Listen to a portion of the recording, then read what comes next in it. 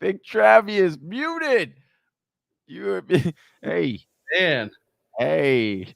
Well, we must be getting into it. How is everybody doing? Johnny, how are you doing here? We are back and at it here. The final stream, the final countdown, part 6. Our guy Rob Shorter from across the pond. Appreciate you. Let's go. It's Luke. We just had him on the last hour. Appreciate him being here. This was amazing, that draft. We are experiencing some technical difficulties for our next guest. So right now we're going to drop another of our clips here and just make sure that we rock that. Give Steph Smalls a little bit of, there was a massive storm where she's at, knocked her power out. She's trying to figure out if she can go from her phone. So we'll give her a little bit of time here. Johnny, play a little bit of one of our clips here. Whisper Nation, we got some great content here to get us through this break here while we try to figure this out. Stick with us. Yes, hit that sir. like and subscribe. Appreciate you being on here, Steph. You're an inspiration to us, and we love having you on here. But we want to help Whisper Nation get to know you a little bit better here. So we've got some rapid fire questions. It's kind of one word answer. Just get through these here. We're gonna rock through them. So you ready? Cool. Yes, got it. Okay. Do you root for your NFL team or your fantasy team more? I'm a Giants fan. That's all that needs to be said there. Enough said. What year did you start playing fantasy football? I was trying to figure it out today. I think it was about 2008 or 9. I was like sneaking on and playing with random leagues behind my parents' back. Favorite fantasy football player of all time? Adrian Peterson. Least favorite player of all time? Evan Ingram. Favorite fantasy football team name? Eddie Lacy DM me. What is a sound or noise that you love? Opening a high noon. Nice. Crack it open. Favorite swear word? Fuck. That's too good. Yeah. Stop. What are the most leagues you have played in at one time? Like 34. Damn. Most exciting fantasy football moment for you? Oh gosh, winning last year without a QB at all somehow because of my team. It was insane. You grinded that one out. I like it. I like it. Which is probably luck. Favorite game day beverage? I think we already got a clue on this. Yeah, it depends what the mood is. I could do anything. Probably still high noon though. Seltzers of some sort. Versatile. Boneless or bone in? Bone in. When you rank your players, do you prefer to ask the experts or trust your gut? Gut. I love it. Oh, yeah. All right. Now, this is a specially tailored question, but I'm actually going to ask Johnny and Austin first and see what their response is. This is actually Steph's question, but for you guys, and then we'll finish with Steph here. So out of the current NFL players, Austin, we'll start with you. Who comes to mind when I say dad, daddy, and father? Dad, daddy, and father for NFL players. I'm going pure kicker edition on this one, Travis. I love it. Dad, different. Dad, Rodrigo Blankenship. Daddy, Evan McPherson. Father, Justin Tucker. Yes. Yeah, I'm with that. I think you could swap McPherson and Rodrigo, but I dig it. Both of them are awesome. All right, Johnny, you're up. Dad, daddy, father. Okay, I'm not gonna go with kickers because, like, when I think of a dad, daddy, or father, I instantly think of a quarterback. So mine would be a dad would be Daniel Jones. I'll go with the Giants, but he is a dad. Like that's like the khakis, baby. Yeah, daddy now is like someone that's got a little bit more suave. Gets it. That would have to be Aaron Rodgers, right? Got to be Aaron Rodgers. I mean, that guy. He thinks he is. Hey, he can sell catalytic converters, or he can win Super Bowls. You never know. Hey, and then the last I'll say is for the father, I'd have to go with Derek Carr here. Derek Carr gives me father vibes right there, so that would be mine. Peace be with you, and also with you. Hey. All right, Smalls, you're up here. This is your question. Bring us home. Oh gosh, dad, daddy, father. I'm gonna do a Vikings edition because they have been on my mind a lot lately. So Justin Jefferson is just straight up my dad. Like that is my dad. He's going to be my dad. He should be everyone's dad. He is going to have a phenomenal season, and I can't wait for it. My father is Kirk Cousins for sure. Oh, a guy, and I'm sure at some point it will come up because of my Kirk Cousins love that I don't know how much love it is, but yes, I okay, whatever. What am I missing? So I did father, I did daddy, or I did dad. Yeah. I need daddy. Oh, well, I'll go spicy. I'll go with my buy low candidate right now, and Alexander Madison, because I'm trying to get some word out about this guy. So he's my daddy this year. I think this is going to be the last year you're going to be able to get this guy cheap. Yeah, it might be his last daddy year priced in. Then he's going to go full dad after this. You know, exactly. Yeah, there's levels to this shit, yeah, right? Exactly. Like that's Exactly.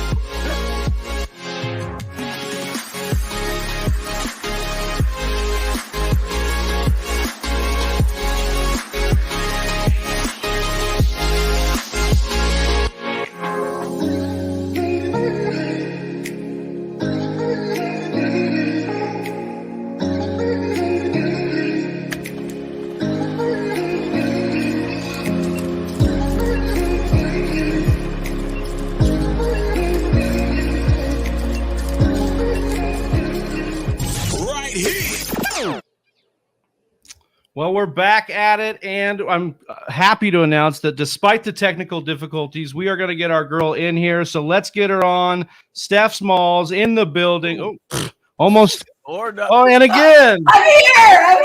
I need work. Oh, gosh, guys, I was nervous. I'm so excited to be here. Happy Sunday. Let's do some drafting. Oh, we love it. Thank you so much for making it happen. Oh, man. You are the energy we need right now as we get into the final stretch. We are on the final stream, part 6, and we are cruising through. We are in the home stretch now. So we are doing a 14-team PPR. I'm not sure, Smalls, if you even knew what kind of draft we were doing. I just had you claim a spot, or did you have a specific thought in mind when you took the 4?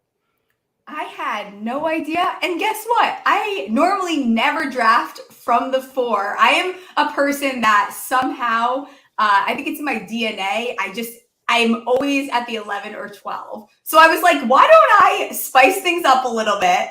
Give myself the 4 that I'm not used to and get a little weird on a Sunday. Hey, I love it. Let's get weird. It's 6 a.m. here. Let's get weird.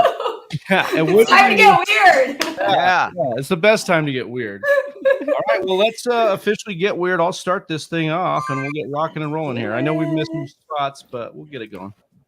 Yes, I'm pumped. And this should put me in a good spot to get Justin Jefferson, right? So I would imagine so. Yeah, to go full dad.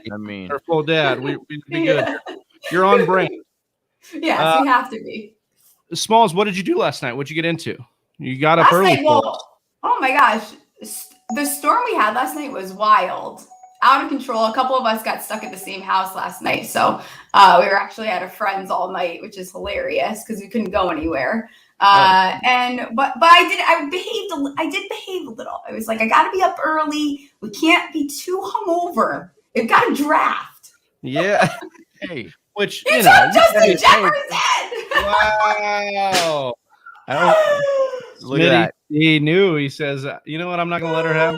Yeah. Look at that. LOL. See, that's a problem. That is a problem. You want to know why? Because when you draft with people that you know, like right now we're doing a company league, and it's like someone took Kirk Cousins from me in like the 3rd round, and I'm like, that's so rude because you knew that I wanted him. That's so rude. Yeah, why are you doing it? Yeah, this is. Oh gosh. Don't you know? Okay. Don't you know we play for fun around here? Yeah, come on. All right. I took Jamar Chase. I mean, yeah, I don't have a lot of him, and I think that he's right behind Dad there, and I think he's going to surprise some people. It's like the arbitrage Justin Jefferson pick. I think that's the right way to go with it. Small. Oh, I guess I'm more curious if we ruined any golf for you today. I know you've been out there ripping it up on the course. Did we screw up a tee time for you or anything? It looks like Mother Earth is going to ruin. No, I was good too. I booked my tee time is at 4 today, but I don't think I'm going to be able to make it out there. Yeah, is it just pouring? Yeah, that sucks. Yeah, it's bad. It's all right. I know my poor dog. Dogs hate. They don't not fans of storms. She was a mess last night. Yeah, Smitty's saying that Chase can't do the gritty like Justin Jefferson. His gritty's pretty bad. Yeah.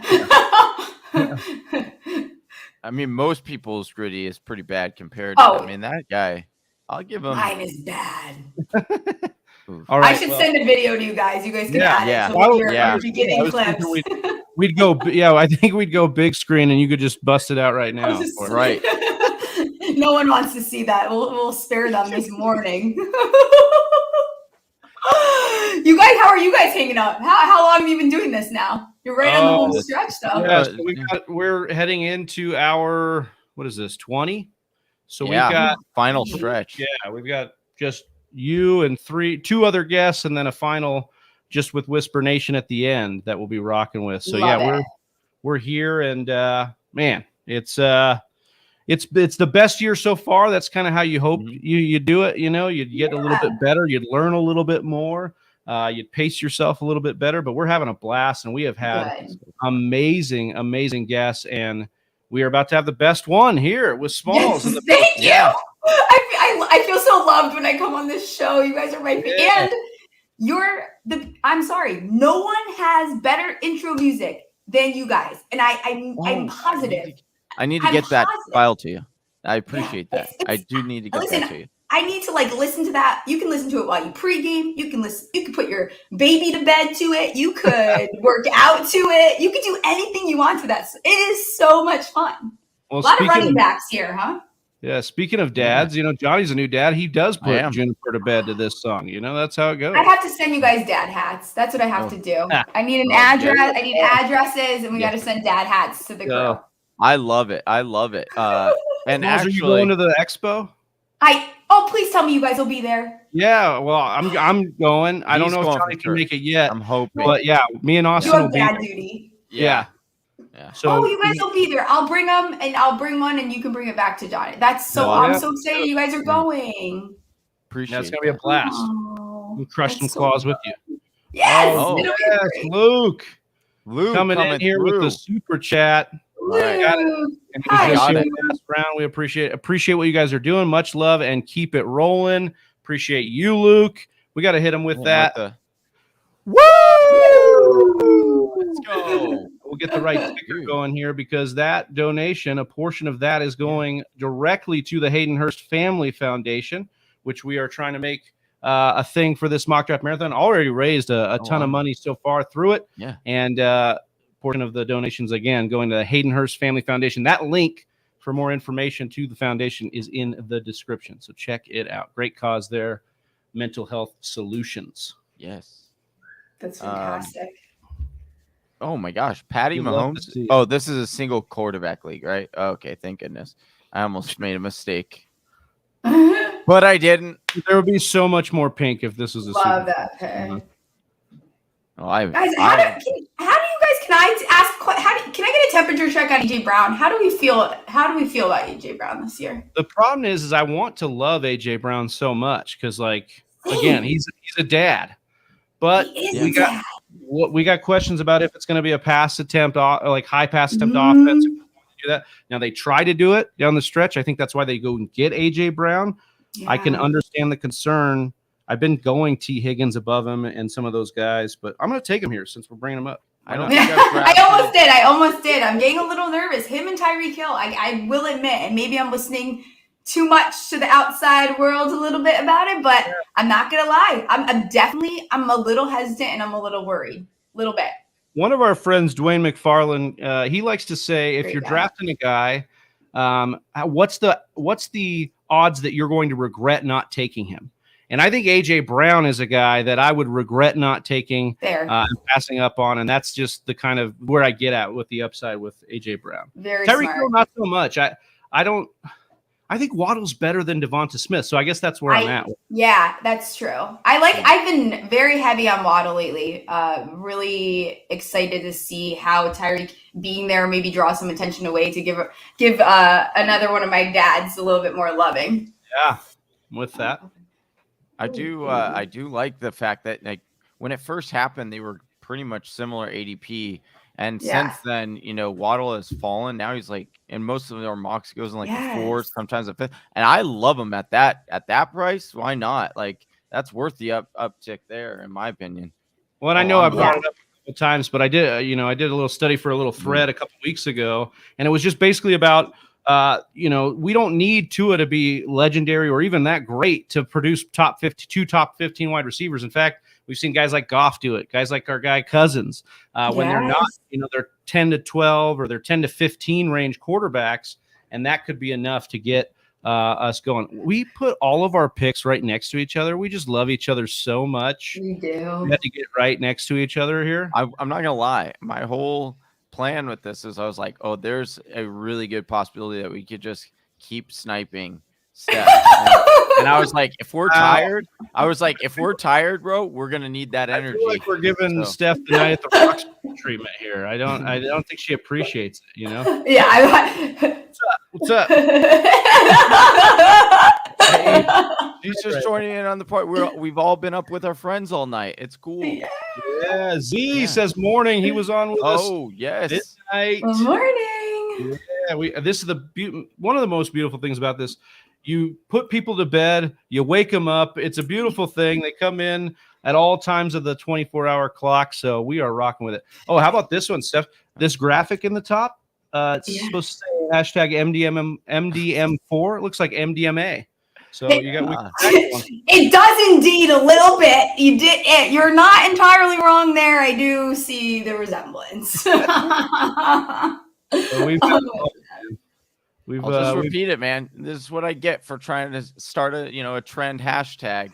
That's what happens when dads try to be trendy. Yeah, exactly. I won't even know what I'm getting myself into. Oh my god! It's all right though. Luke saying he's been up this early in like a month. Steph, you're a hero because I was trying to get you to come in.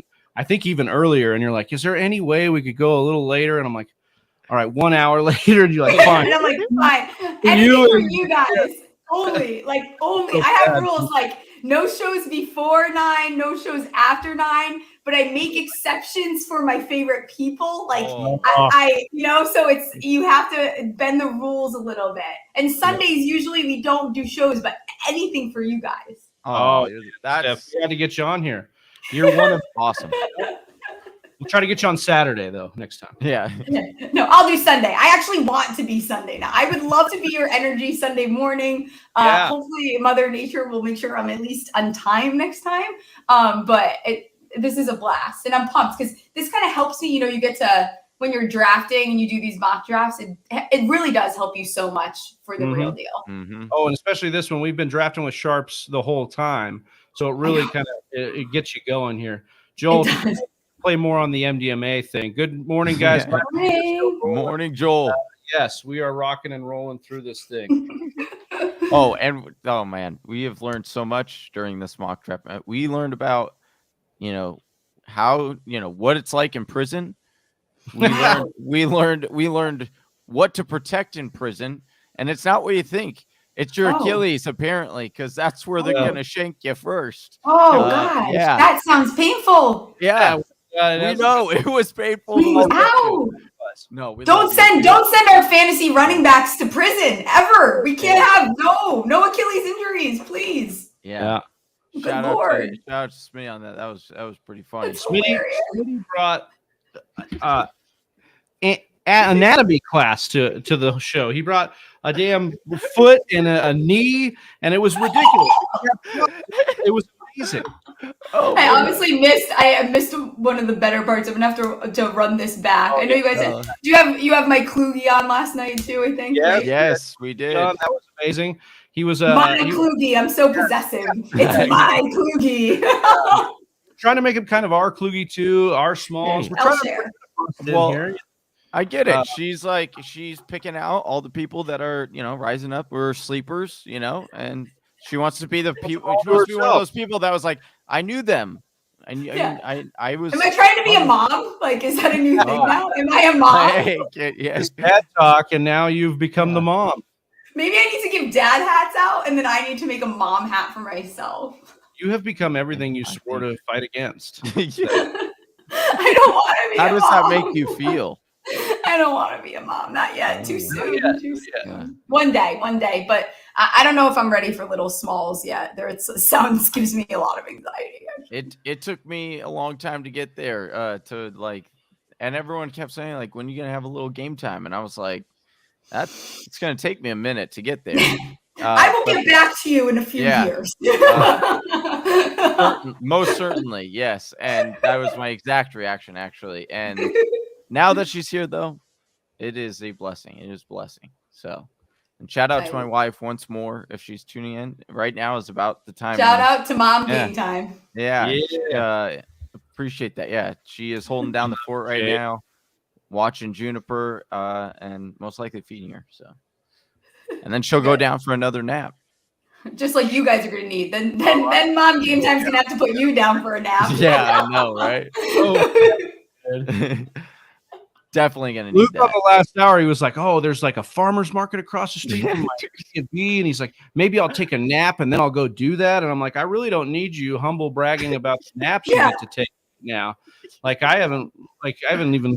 I mean, I did take a little bit of a cat nap in my break. You know, Austin's on his 3-hour break right now. We're just hoping he actually comes back from it, like Christ on Sunday comes out of the tomb, just ready to rock and roll. It's like Easter. Love it. So did you guys did take breaks then? Took turns to take a little cat nap. Yeah, so we took 1 hour break in the first 12 hours each, like a 1 single hour break each of us, and then we did 3-hour blocks. So Johnny did his early 3-hour block. I did one, and then now. Which honestly was a real nice, solid game changer. Because I'll tell you, this hour last year, I was dead. I was toasted. I feel great right now. Like I feel energized. I feel jazzed. Well, yeah, you just had a baby. You don't get sleep anyways. Yeah. You're cheating. I know. She prepared me well. She prepared me well. Oh, this is nice. Look at this little stack I get to have here with Joe Burrow and Jamar Chase. We love it. Dang it. Love to see it. Oh, well, I'll just waltz right into Jalen Hurts here. Very nice. Let's go. Nice. Well done. Well done. I like the Allen Robinson too there. I know.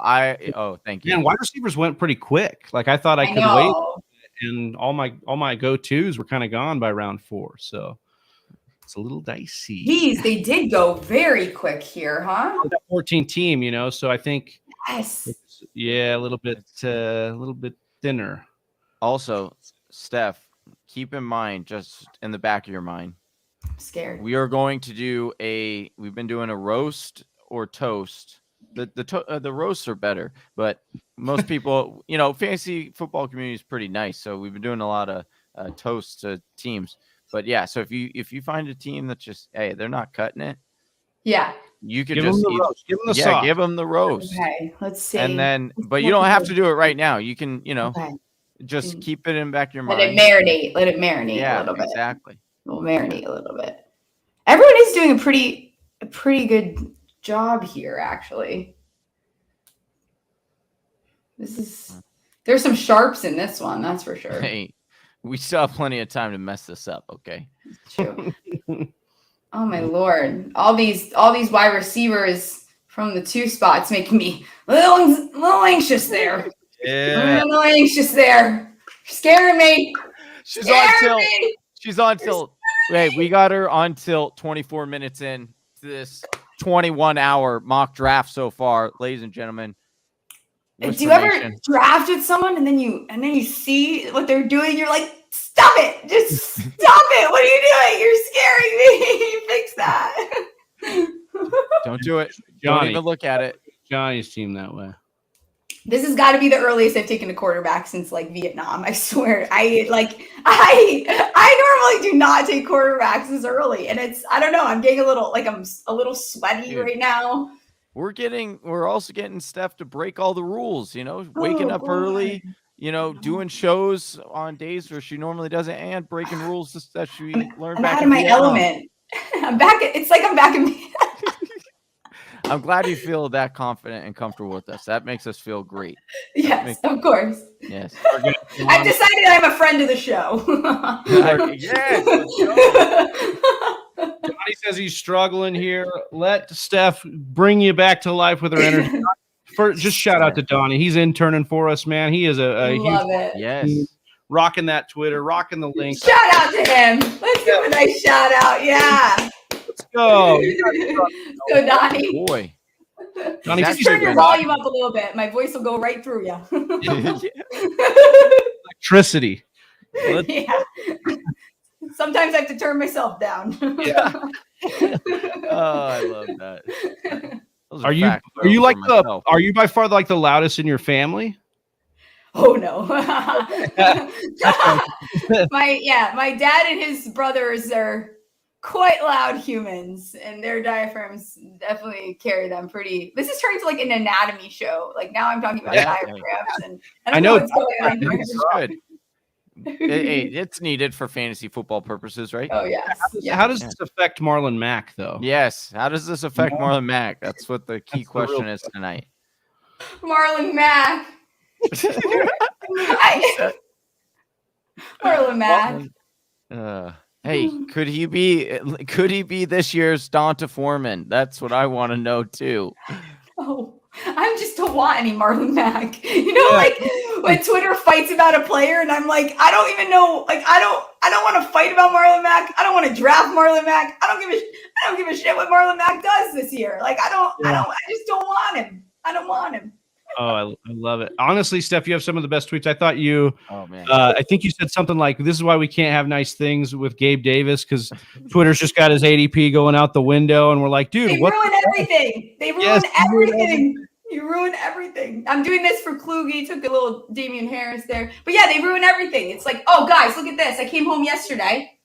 Look at what my a-hole friends put on my desk. It's a signed Jason Garrett Giants. Oh, my God, dude. I don't want...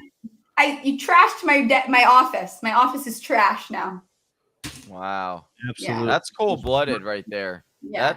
That's something to spook you off your draft, I would say. That was pretty smart by whoever did that. Very smart. Yeah. I'm wondering if you guys planned it here. Is like maybe you're in cahoots with my friends and you were trying to scare me before my draft. Well, we were trying to be your friends, and the best way to do that is make friends with your friends. Smart. And then if you always the smart way. We move you out of the group.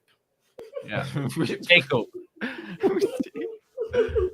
14 teams are a lot. It's a lot of people. Yeah. It's a lot. Yeah. Well, we wanted a lot of Whisper Nation to get a chance to get in here with you. Yes. Although that doesn't work because I started the draft and 2 people are computers. So we should have team. AIs are people too, apparently. Okay. They have feelings too.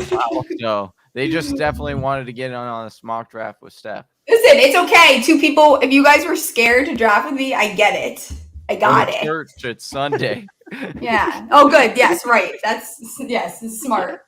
I guess I just love the Eagles. I'm going to take AJ Brown and Dallas Goedert. Wow. What do I do here? Number 1 team over there, apparently. Oh, I'm going to do something.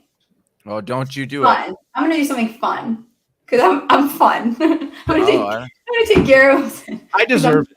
I deserve that. I woke up early. I'm going to go get myself some Garrett Wilson. Yes. I'm going to plug my phone in too. Okay. Do I go?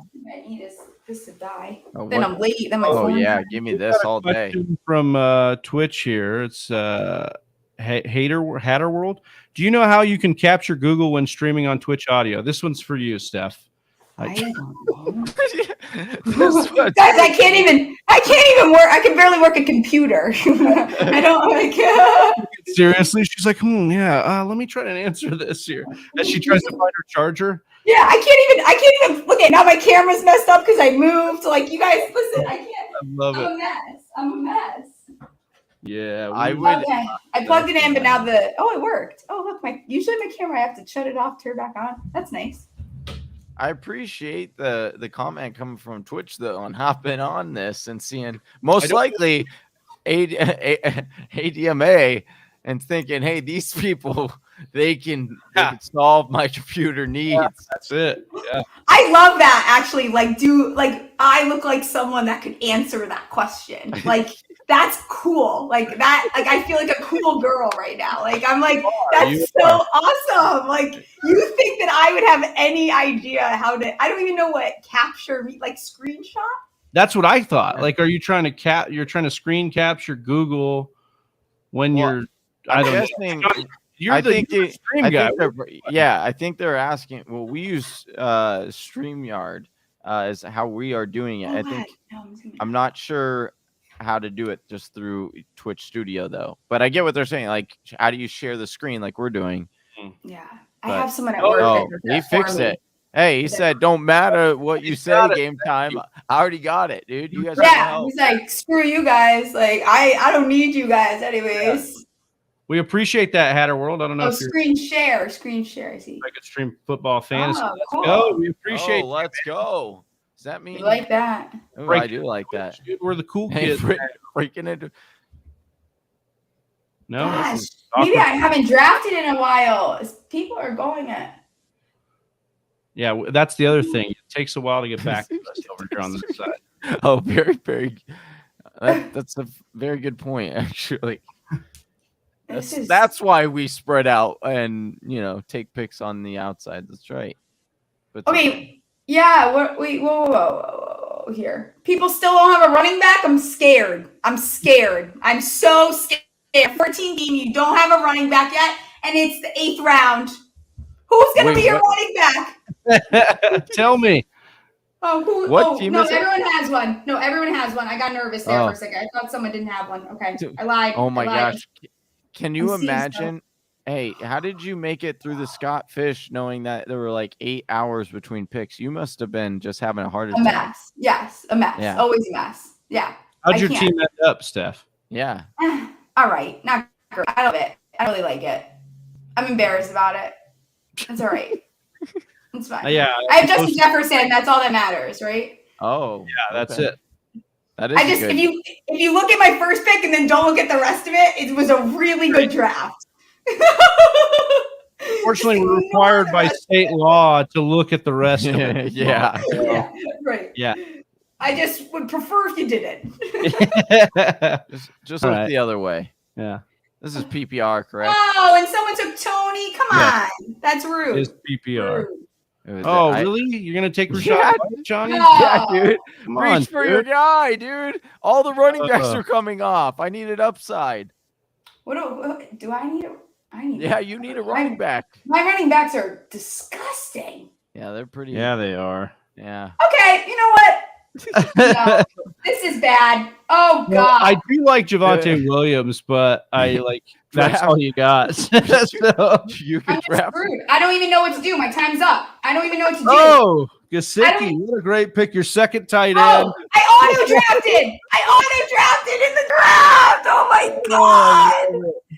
There is no fantasy player I hate more than Gesicki. I hate that man. Well, now you get to love him. Hey, now you get to love him and root for him. This is my one share of Gesicki. I have never drafted him in my life. It's gonna be your best share because you're gonna be like, man, I should have drafted. I didn't know what to do. I panicked. I fumbled the ball. I Evan Ingram the freaking draft. I think AI was trying to tell you something more about yourself that you didn't know. Similarly, like, they run the ads that you didn't know you needed, but hey, it was what you were looking for. Apparently, no. I'd rather they just stay out of my life. All right.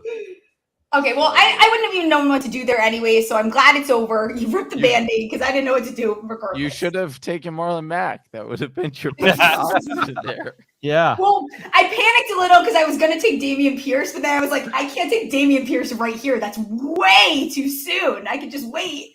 But then I got Gesicki, so now it's just a whole mess. Now it's a mess. Oh, God. I think this is about to be... I'm just going to fade the crap out of running back. I've taken Alan Lazard all and I almost took him. That's who I was going to draft. Oh, God. Well, now you won't because he was sniped. But I like it for my fourth wide receiver. I'll take Lazard there. That's the right. Take Christian Kirk. They didn't pay him to not get him the damn ball. I feel good about that late. I'm okay with that. I agree. We've been talking about it. People have been dunking on that contract, whatever. I think that means they're going to try and get him the ball, like you said. And you know what? I like Trevor Lawrence this year. I think we see him take a really big step this year. I don't even know if it's a big step. It's just not being held back. Why did we? How have we buried the lead? Can we talk about Zach Wilson banging his mom's friend? Can we? I feel like he's a dad for that. Well, yeah, he finally got into dad because he was like a little boy before. Yeah, he looked like a pretty little princess. That's what I used to call him. Well, Austin always talks about how he was with teammates and they're throwing up gang signs and he just looks so nervous. Oh my God. That one video is hilarious. But I think, now he's got the swag's up. Like, what level did he get up to? Is he full dad? No, he still's a little too pretty for me. I need a little bit more. We need like some facial hair. I need a little rougher around the edges. He's too pretty. I never liked that. It's a little much. Yeah, I'm with that. I always said I never wanted to date a man. Like, these are things. Do you ever laugh at your joke before? Do you ever just there's just two levels for me. Yeah. I never want to date a man that if he had my hair, he'd be prettier than me. Oh yeah. Like Zach Wilson, if he had his mom's hair, he'd be prettier than me. Chelsea, our girl's pretty little princess. Yes. He's a pretty little princess. He's so pretty. Like, I don't know if you've ever seen the graphic that I used to post all the time, but I put a little pretty crown on him. No, we're gonna see that one. He's like a little ballerina in my head. Retweet that one. Yeah, he is like kind of like an American doll or something. Like he's made out of Ken or something. Is he Ken? Is he Ken Jr.? Yeah, he's like almost not as cool for some reason. Yeah, I was like, I can't even get to Ken because he's like not even full man mode. Yeah. But again, I have to say he's making now he is points. Though. Yeah, I think he probably gets a man card now. And he should have. He quietly had a I don't know how I should phrase this right. A better end to the season than people are acting like. Like I think you saw some progression from him, and I think them adding another weapon, and I think it being a second year with this new staff and everything, I think we see Wilson actually he's going to quietly probably be a nice later round. Like, where did he go in this draft? Anyways, has he even gone? Probably not. No, single QB. I don't think he's going to go here. Single QB, right. But, Steph 14 teams. In the 10th. Yes, Steph will take him in the 10th. Yeah, I'll take him right there. She'll auto draft him, Yeah. She'll get him there. Yeah, we're going to get her panicked. I am panicked right now. I feel panicked. I feel a lot of, I don't even know how to describe how I'm feeling. I'm nervous. Looking at the board, it's like these 14 teams are hard. We almost did it in our company one. I was like, guys, I can't. It gives me too much anxiety. We got to do 12. We got to kick 2 people out. That's it. I don't care. Interns, you're out of here. Sorry, guys. Next year. Next year's year. I thought you were going with that's why you went over to your friend's house last night was to, start a 14-teamer and then the rainstorm. Right. Yeah. That's all I do. Yeah. Just so everyone knows, I'm such a hardo. All I do is draft, like literally non-stop all day. Like you guys are just doing this like a marathon. Like I do it all day, every day. Yes. This is her Even life. In my sleep. Yep. Fantasy is life. Remember, she was keeping this golf too, Smalls. Yeah. What was that? Do you draft while you golf at the same time? Yes. That's why my golf game is so bad. Love it. Want to say what's up to Hatter World? He says, how's your guys' day going? It's 2:40 p.m. here in the UK. It's quite early for you, isn't it? Yeah, it is early. It's early, late, all that. He says, I followed and hosted. You enjoy. I hope it helps. Yeah, we appreciate it, man. Oh, I appreciate that. Have a day. Twitch guys, go get in there and follow Hatter World. We appreciate it, man. See you, Hatter World. See ya. Well, buddy, see you later. Hope you find your buddy. dad. Hope you find. Yeah. I was just coming to say it. Yes. See, that's how close we are. We're in sync. Hey, pick up those wavelengths. Yes. Sunday morning. I did make cinnamon rolls this morning. No, you didn't just say that. Sorry, I did, but I have to share with you that they were delicious. Oh, I'm sure they were. They sound fantastic. What'd you do? Did you go homemade? What'd you do? Oh no! Come on, look at me. You gotta make homemade. Hey. That's a lot. Listen. I am a cool girl, but not. Yeah, like that's no. Yeah. Yeah. Let me get this straight. You draft all the time. You golf. You drink. Honey. Mm-hmm. Yeah, it's a lot. It's a burden. It's a burden. It's just hard being as cool as you are. I fixed the Wi-Fi. I fixed the Wi-Fi. All you had to do is unplug it and plug it back in a couple times. Worked. Oh yeah, that's the. Don't tell your. Oh God, now what? What do I do? 30 seconds. I need a running back. Oh, actually. Marlon Mack, get him. No, I'm not. What did I say? No, I'm done with that. I love it for everyone. There's journeys I love for everyone, but I don't want to take them. Like I don't want Gabe. Like I love the Gabe Davis journey for everyone. I'm not taking him at his ADP because you guys are psychopaths. Like you're just you can't get me there. I'm not getting there. I can't. Wow. Can't do it. McKissick was tempting. I'm a McKissick truther. You know that? Yeah. No, I didn't. I had to tell you. I am. I know. I think it's because our birthdays are the same. Oh, that's exactly why. Yeah, it's not. Yeah, I know. We're both Leos. It gets complicated. Hey, your boy's birthday mate is Jay Beebs. No big deal. Oh, nice. Yeah. Also, I believe I share one with Ben Affleck or someone like that. Oh, too. But hey, it's no big deal. I'm basically with Ben Affleck. I'm basically friends with Ben Affleck. Ex facto connect the dots, though. Yeah. Not to brag or anything. Yeah, right. She once was in a mock draft with Ben Affleck, is what she was on our birthday with McKissick. So good. Oh no, not again. Hey, your boy is still there. Yeah, not sorry, buddy. Sorry, buddy. Oh no, you got me. Oh, yes! I was hoping, praying, wishing that I would snipe one of you, and I did it. Yeah, I was going to click on him. Well, let's see if I can do it on the way back too. That was a really evil laugh, like a very good evil. Yeah. I was like, usually I don't do that well.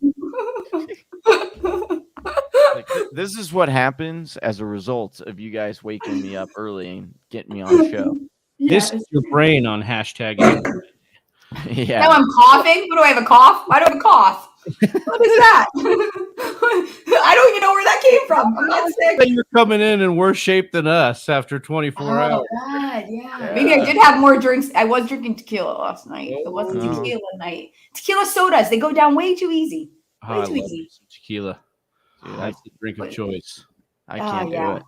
You can't? I used to not be able to, but then like I like started getting old and stuff like affects me more, and somehow I don't get hungover from tequila. Yeah. So I just tequila because you get up.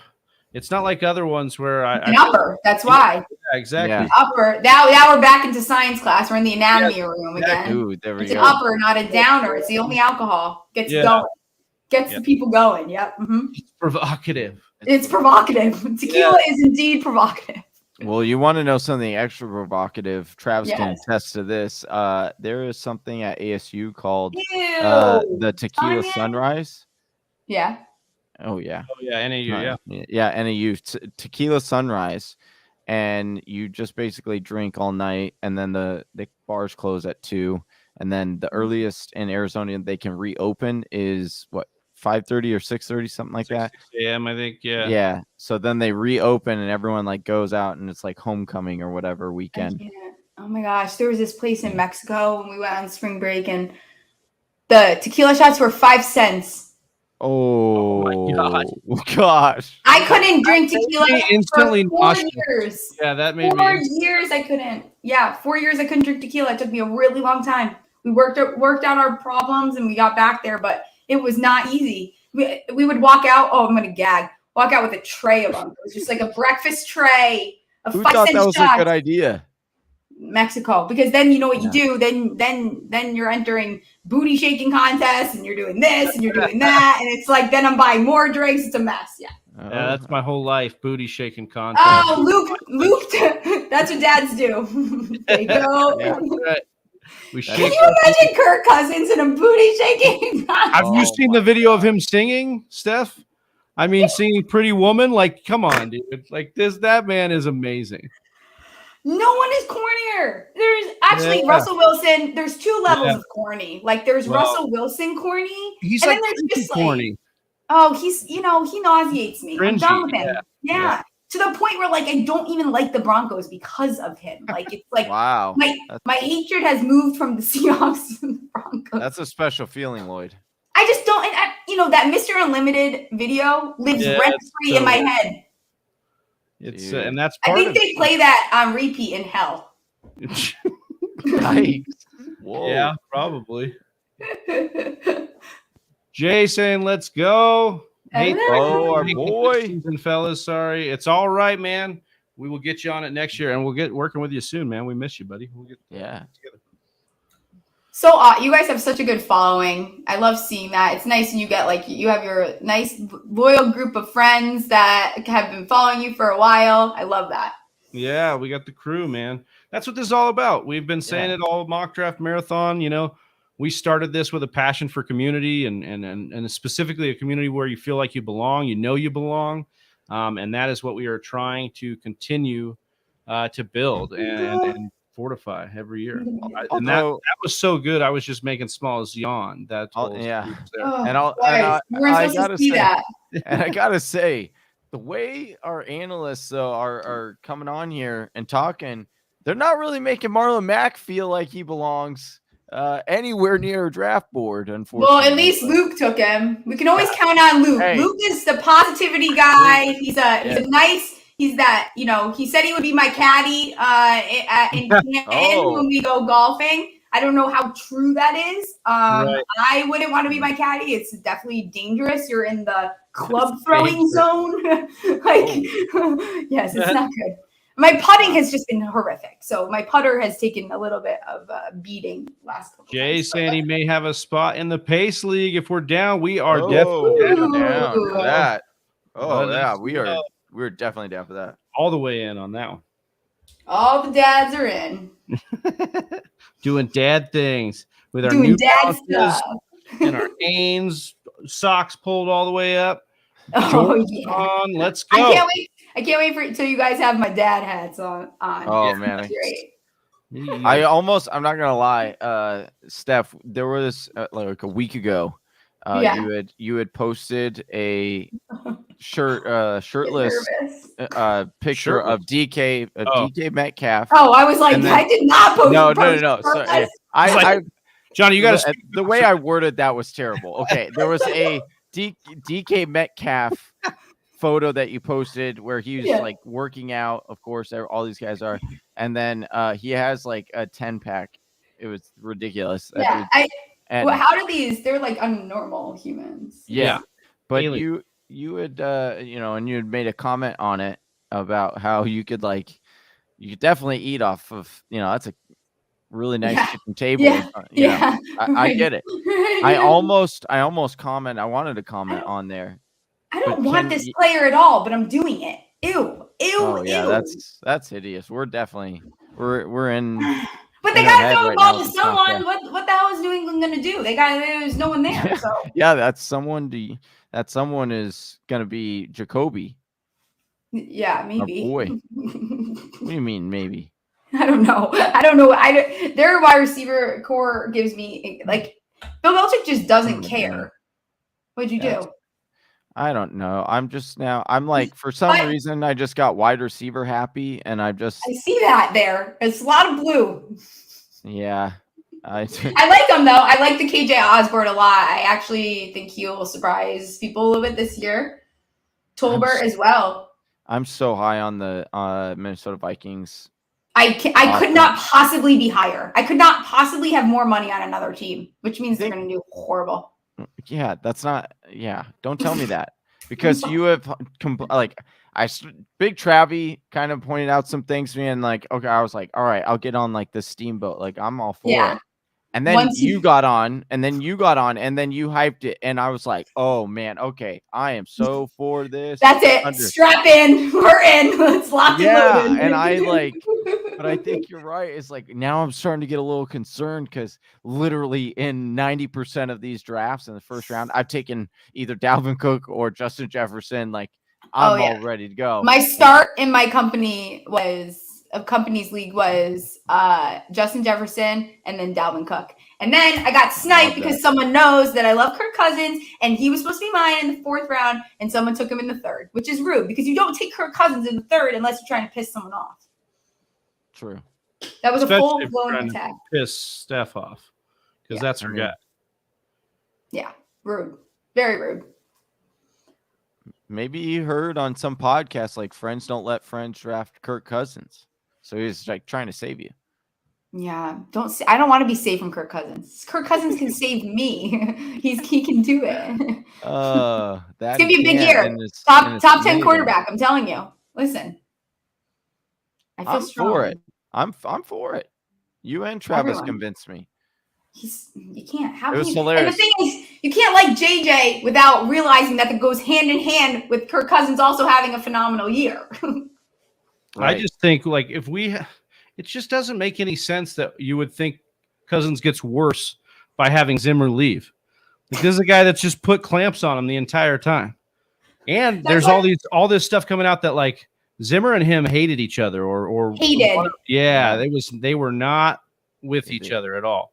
Yeah. They were never seen together ever.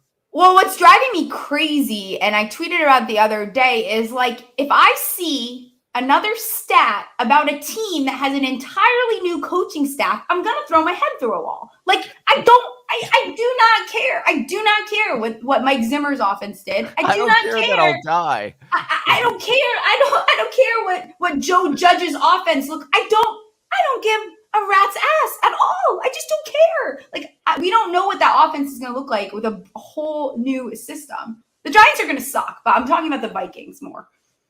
Your second team. Yes.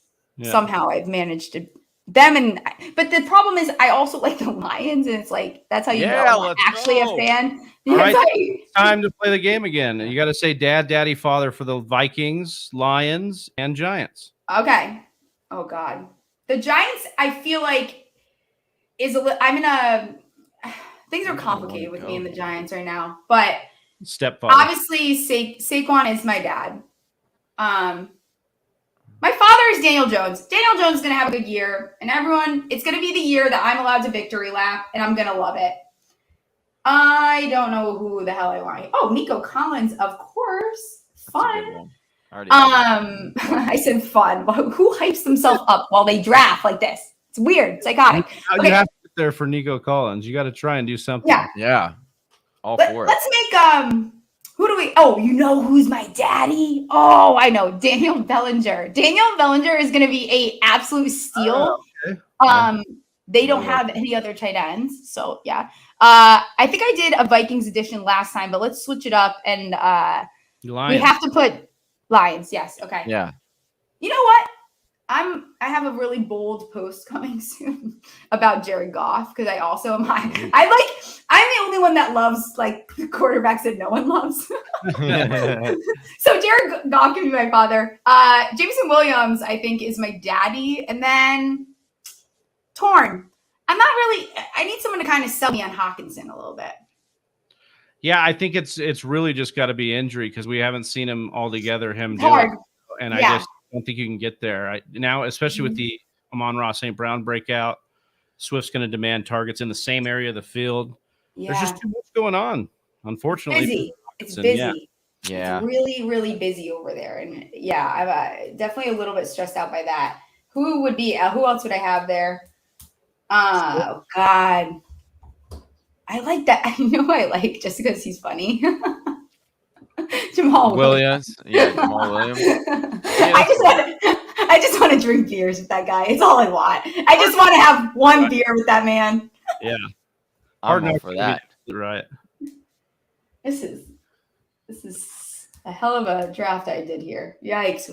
I really blew it there with Jasicki. Jasicki. That's going to be your best pick. Why don't we go through your team here? Tell us a little bit about your build. You can omit Jasicki if you want here. I'm going to. We're pretending it didn't happen. Unbelievable. Jamar Chase, love it. Justin Jefferson's obviously gone. So what do? We take Jamar Chase. It's a very simple there. It's dad A, dad B. Done. Javonte Williams, don't feel great about it because still kind of high on Melvin Gordon. I still think that he's going to play a pretty big factor. Him and Russell are also buddies, like BFFs. So kind of hate that a little bit. Starting to really not like my team. It gets better though. Then we have Kyle Pitts. I don't know that it feels self-explanatory. I don't know that I'm going to elaborate on Kyle Pitts. We know that he's going to be great. Hollywood Brown won me over by going to Arizona because one, they need him. Yeah. Two, I think that there is something to the chemistry thing. We see it all the time. And I actually think it's going to play a factor, especially because Kyler Murray, former dad, no longer my dad, former dad, he is a brat. So like he will be the one to like throw to his buddy. Like that's gonna be it's gonna be a thing. Let's see. Joe Burrow, love that. Nice little stack there with Chase. I mean, does it get any better than that? No. Damian Harris, shout out Kluge, who has sold me on him. So entirely his fault if that blows up in my face. Garrett Wilson. Again, if we think the other Wilson, I kind of like the Wilson squared thing too. We love a good, we love a good, what is that called? I don't know what it's called. Whatever. Too early. We're ignoring that pick. Christian Kirk, too much money. Atlanta needs a running back. So, I mean, you still have Cordero there, but I think that they have to get their running game going if they're going to do anything. Let's see who we have. Who's next? Dotson. Again, I think Wentz is going to have to find a weapon, and it could very easily be the younger guy there. Herbert, again, another Kluge pick. Damn it, Kluge. This is going to be all your fault if this is bad. Kluge and you.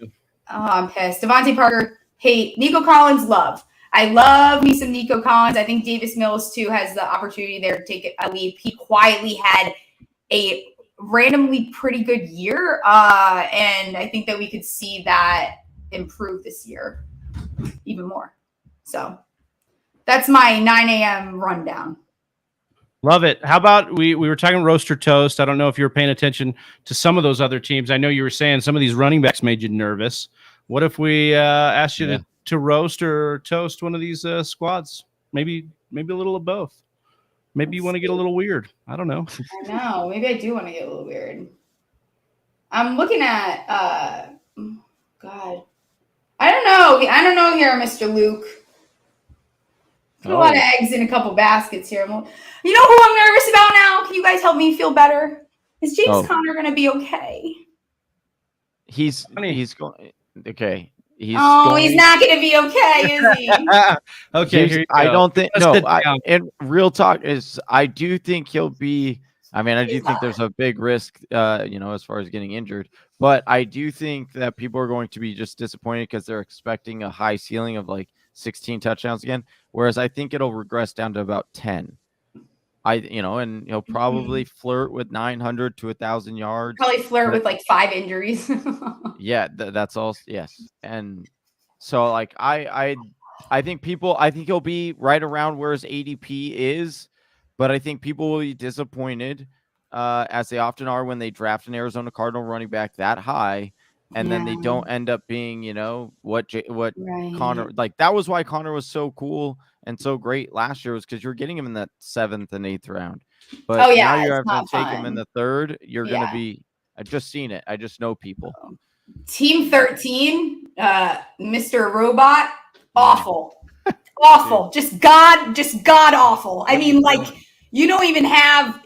Listen, Godwin and Hopkins back to back. And they say robots are smart. Give me a break. That is just atrocious. It gives me faith that nothing like Westworld's going to happen. These robots aren't taking over. Look at who they're drafting. There's nothing to worry about. Look at this. They're drafting Devontae Adams, Nick Chubb, DJ Moore, Patrick Mahomes I'm not even that high on him this year. Godwin, Hopkins, Cordero Patterson, who's probably like one sprint away from an injury. Melvin Gordon, who's not even. Do you even have it? You have one RB1 on this team. It won't even allow me to click. It's like that's how much shame it has. It won't even let me shadow it and solo it. It should. It deserves. This team needs to be shamed. I could do it to other teams. Oh, okay. So maybe robots are. It's embarrassed. No, yeah, look. Trying to click on it. Nope. It doesn't even want to show you. No, all right. So how about you roast or toast Johnny and I's team here? Okay, let's see. Let's see what you guys did here.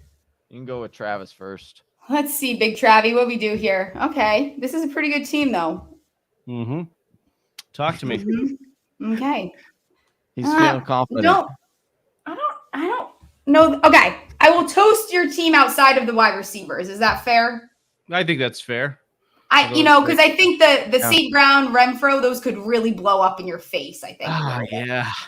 Like I'm nervous about that. I feel like you took a lot of guys that could like Jameson Crowder, you've been spending way too much time with Kluge, that's for sure. You got Lazard and Crowder on your team. That's Kluge's fault. I didn't mean to do this. Hey. Accepted all of us. Yeah, it will not But it's fine, guys, because we can blame Kluge if our teams are on bad. everything. That's right. It's always Kluge's fault. If our fake teams that will never see score points are bad, then we can blame him. And then look at this. And then look at you, Johnny. What do you have? Do you have an aversion to running backs? No, I just picked the best ones. To them? All high up. Look, I think Jonathan that you, Taylor, out of the three of us, you. Yeah, look. Yeah, AJ Dillon, RB1. God. White, he's taking over for Feast Mode 2.0. And then Eno. It's gonna get that pass catching work. Yeah. I love Rashad. I love Rashad White. I loved him coming out of college, and I think he landed. You can't have him. I drafted him. I know, but you got to trade me for him.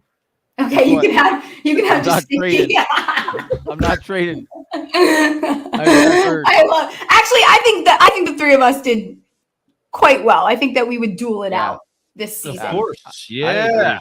I think we would duel it out. Steph, this was absolutely a blast. We knew it would be. You have been such a fire of energy for us in these morning hours. Tell the people what you're working on, where they can find you, all the stuff you're doing out there in the community. Yes, I am. My new show logo I put out yesterday while intoxicated. I was supposed to drop that on Monday, but Small Stocks Balls is coming back. I'm finishing up that 32-team preview. Our new game mode in Champions Round. Go download that if you guys use the code SMALLS. It'll get you a free entry to play Daily Dozen. A lot of good stuff happening over at Champions Round. I have a few things coming up, but you'll have to follow me on Twitter for that because I'm not quite ready to announce that. But I have a couple of really exciting things coming up in the next weeks. A couple of big announcements. Yeah, she's a pro, leaving them with a little cliffhanger. She's going to be like a turnaround. I bought the Fantasy Whisperers. That's right. You guys now work for me. We appreciate it. Steph, you were absolutely awesome, and we will talk soon. Okay, much love. Bye, guys. Bye, Dad. Bye. Yeah, peace. Bye. Peace. All right. That was awesome. As usual, every time we get her on, it's just a blast. Again, we've got some technical difficulties for our next guest, but we are excited to get Britt Flynn on here. So we'll roll another clip here. Johnny, buy her a little bit of time, and then we'll hop in on the other side. So bear with us, Whisper Nation. We appreciate you rocking with us. We're going to see you in a little bit. What? Oh, Davante Adams just got dealt to the Las Vegas Raiders. This makes for sense. 2 prime 2022 picks. Wow. Las Vegas sends back a first-round pick, potentially move picks, and a player. Potentially more picks and a player. So at least a first-rounder for Adams, who we apparently couldn't get a deal done with. Hey, can you send back Brian Edwards? Send back Brian Edwards, baby. Please. Send back Brian Edwards. I hope he wants Brian Edwards. I mean, former second-round pick, Aaron right? Rodgers. Sure, I'll take Brian Edwards. We don't have a wide receiver. We're playing Alan Lazard and flipping. I mean, I know he's probably not coming back, but Adams was a surefire first-rounder. Surefire, probably. Wow, this is middle first-rounder. Are we taking him there with Derek Carr? I'm not. Are you going to get Davante Adams at a bargain this year? I'd take him. You're going to get him at a bargain.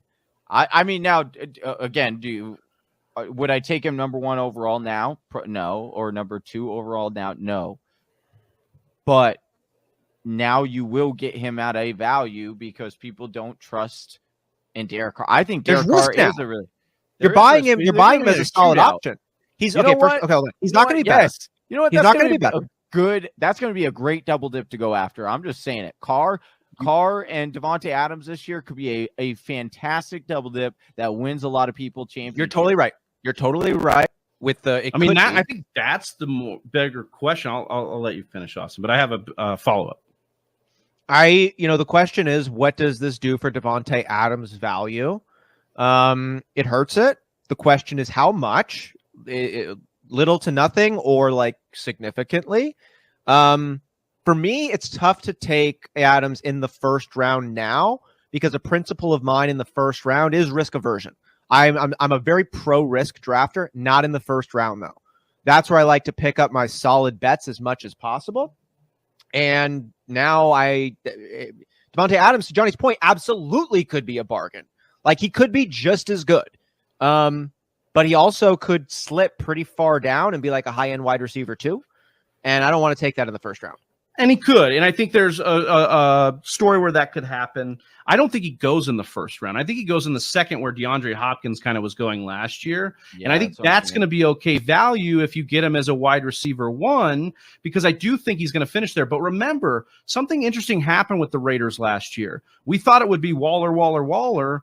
Renfro started coming along. They started getting the ball into other guys' hands. Derek Carr was spreading it around. So there are actually better weapons in Vegas than I would say there are in Green Bay, and at least a quarterback that's willing to spread the ball around. Yeah, they played with each other in college, but Rodgers and Adams had a absolute mind meld. Right here. That's what it is. Live. I love it, man. Yeah. You know how Johnny's doing. I don't even need to ask. Johnny's live. Hey. What about you? He is live. He is alive on this one, and I love it. How about you, Travi? How you doing today? I'm doing well, man. It's I woke up. I'm alive. I worked. I am blessed. Not bad, my man. People still love me. It's all good. When you ask someone how they're doing, they say they're alive. Is. No, usually you can say that with some sarcasm. Like when people say, "Well, I got out of bed," I woke up. Honestly, I think most of the time people say that they're just pissed. Yeah, they're just like, fucking woke up still. Which is why we reserve Mondays for the mock draft, to keep us all sane. And if you're just tuning in here, Whisper Nation, we do our mock draft Mondays every single Monday, really no matter what point in the year it is. And, well, not during the regular season, but every other point other than that. So make sure you are liked and subscribed to the YouTube page, as well as follow us over on Twitter and Instagram, where we got a lot of content coming out your way.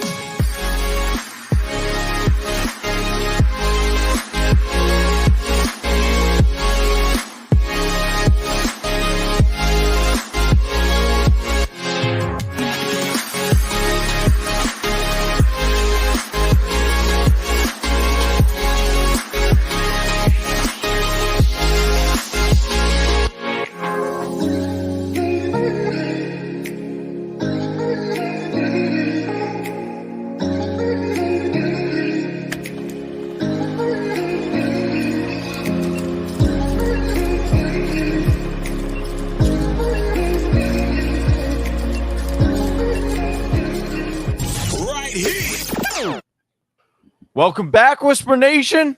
We are down to our final 3 hours. I can't believe it. Woo! It's already coming to a close, but we still have 3 more mock drafts to do with you, Whisper Nation. As you know, we got my main man, Big Travi. Did you get on this? No, it's not adding you. Oh, there we go. There, you're adding it. This is the technical difficulties couple hours. First, Jeff, I know Britt was having trouble, but I think she's with us now. We'll bring her in here. Britt Flynn, welcome to the show. Yeah, from morning, guys. Morning. How are you? Morning. I'm good. We got all this worked out. It wouldn't be a Sunday morning without technical difficulties, right? Wouldn't be Everybody's a little slow. Yeah, exactly. That is. We won't let a weather storm affect the mock draft marathon. Well, just Britt, won't let it happen. It's amazing to meet you. We've been seeing it a lot on Twitter. Club FFL has had you on quite a bit. That's how we got introduced to you. But introduce yourself to Whisper Nation. Let them know what you're working on and where your home is and all that kind of stuff. Yeah, so I'm with Lightning Round. We do our podcast usually every Wednesday at 8:30 Central, 9:30 Eastern for all you East Coasters out there. We just put out the fantasy draft guide over at Fantasy Alarm. It's completely free. So all you have to do is sign up with a free account and you get access to all of our information. There's some really cool stuff that we put out over there. And this probably within a month or so, we are partnering with Women of Fantasy Football and Fantasy Alarm to do a podcast that kind of highlights up and coming female fantasy football creators in the space. So got a lot of cool stuff happening. That's awesome. Love to hear it. And we'd love to get you on here to talk a little bit about it. But we are going to mock and talk a little ball with you too. So we got a 12-team half-point PPR here.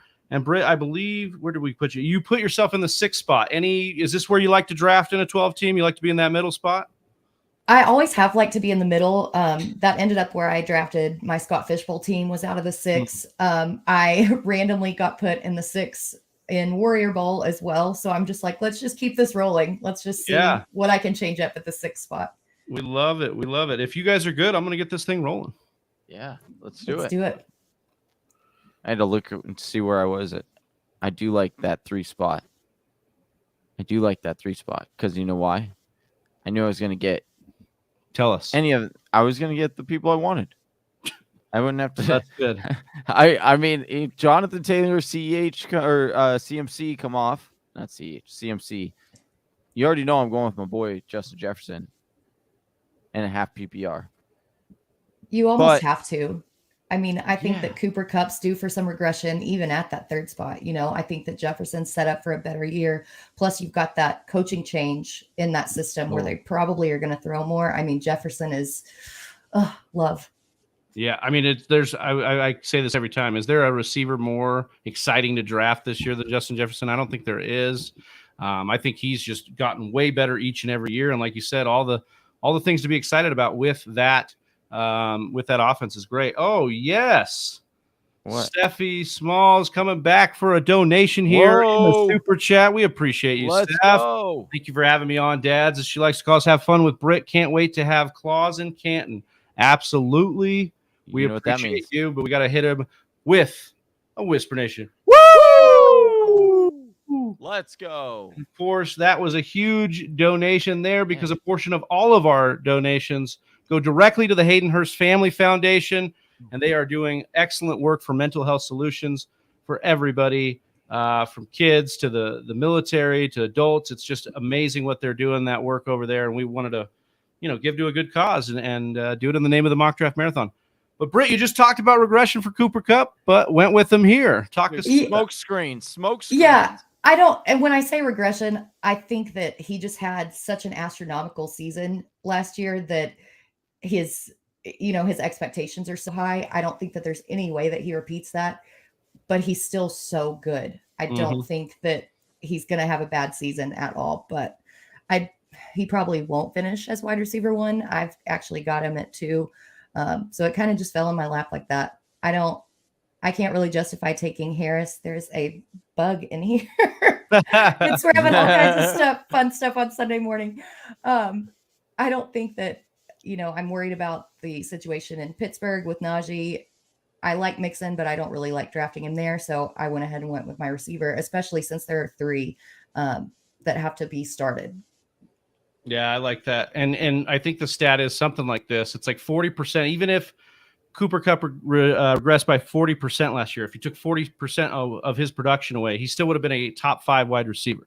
So that's how good that Cooper Kupp was last year. Now, obviously, he's not going to be that again, but I don't think it matters. I mean, the way they scheme him into work there, he is just so integral to what they're doing. And he's so smart. There's not a receiver that kind of plays that field general the way that Cooper Kupp does. I don't know if you guys have ever heard him after a game talk about, formations or what he's able to do and put people in the right spot. He's really a special player. Because he used to be a quarterback. Oh, really? Did he? Yeah. Oh, yeah, nice. He played quarterback and then converted. Sense. Yeah, that's why he's able to see the stuff very well and be on the same page as Matthew Stafford. Yeah, I was count out the breakfast narrative. Yeah, exactly. Breakfast at Tiffany's. We love it. Did you have breakfast already, Britt?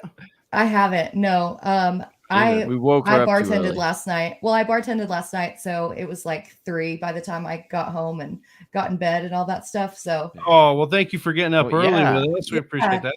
Of course. So who have we got on the board here? Yeah, what are you looking for? Yeah, where are you eyeing? Well, I guess I shouldn't ask you. Tell us your secrets, Britt. I really don't go into a draft with a huge strategy. Every time I do, it gets blown up. So I'm more of a fan of best player available and kind of build my construction on where the draft falls around me. But that said, don't count me out on a big reach every now and then to get my guy. I'm a big fan of reaching for your guy. Yeah. Love it. Reach for your guy. Although this is probably going to be a slight reach here. But I'm going to take Lamb. Ooh, I like that. Honestly, this is probably around where he's going. I think he's just kind of too big to fail, right, Britt? I think so. I mean, you look at all the targets that are no longer in Dallas, and they didn't really go out and replace those targets or find somebody to replace them. I think Lamb's just set up for a huge monster year. And I'm so excited as a Cowboys fan to finally see him just explode. Yeah. I hope he can. I think he can. I just get nervous. I get nervous with that. The way I don't know. It's just I don't know. He hasn't established the market share yet, but I don't think they have any choice at this point. They're just going to have to. He's going to have to be the guy. And I don't think it can be understated. Like Amari Cooper wasn't maybe a true alpha in the offense, but he was a guy that Dak Prescott looked to, and he demanded targets from him. And so I think that's gone now.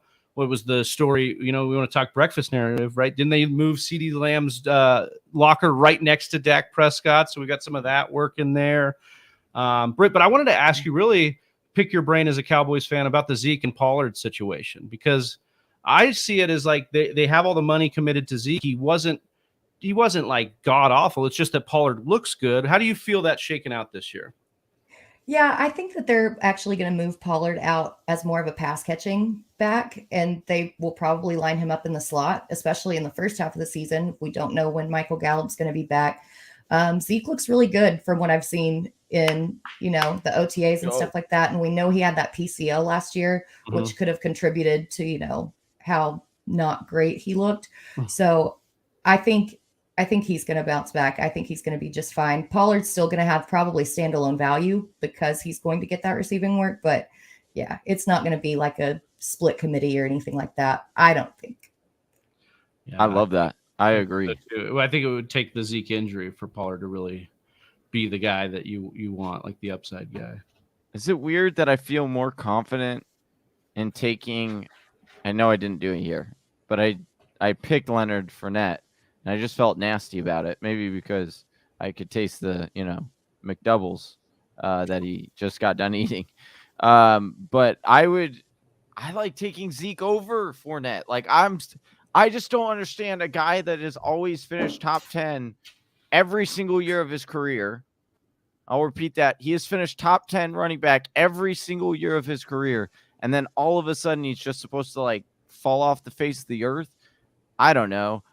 It's just I like to go with things that I know. And sure, can Ezekiel Elliott be number one?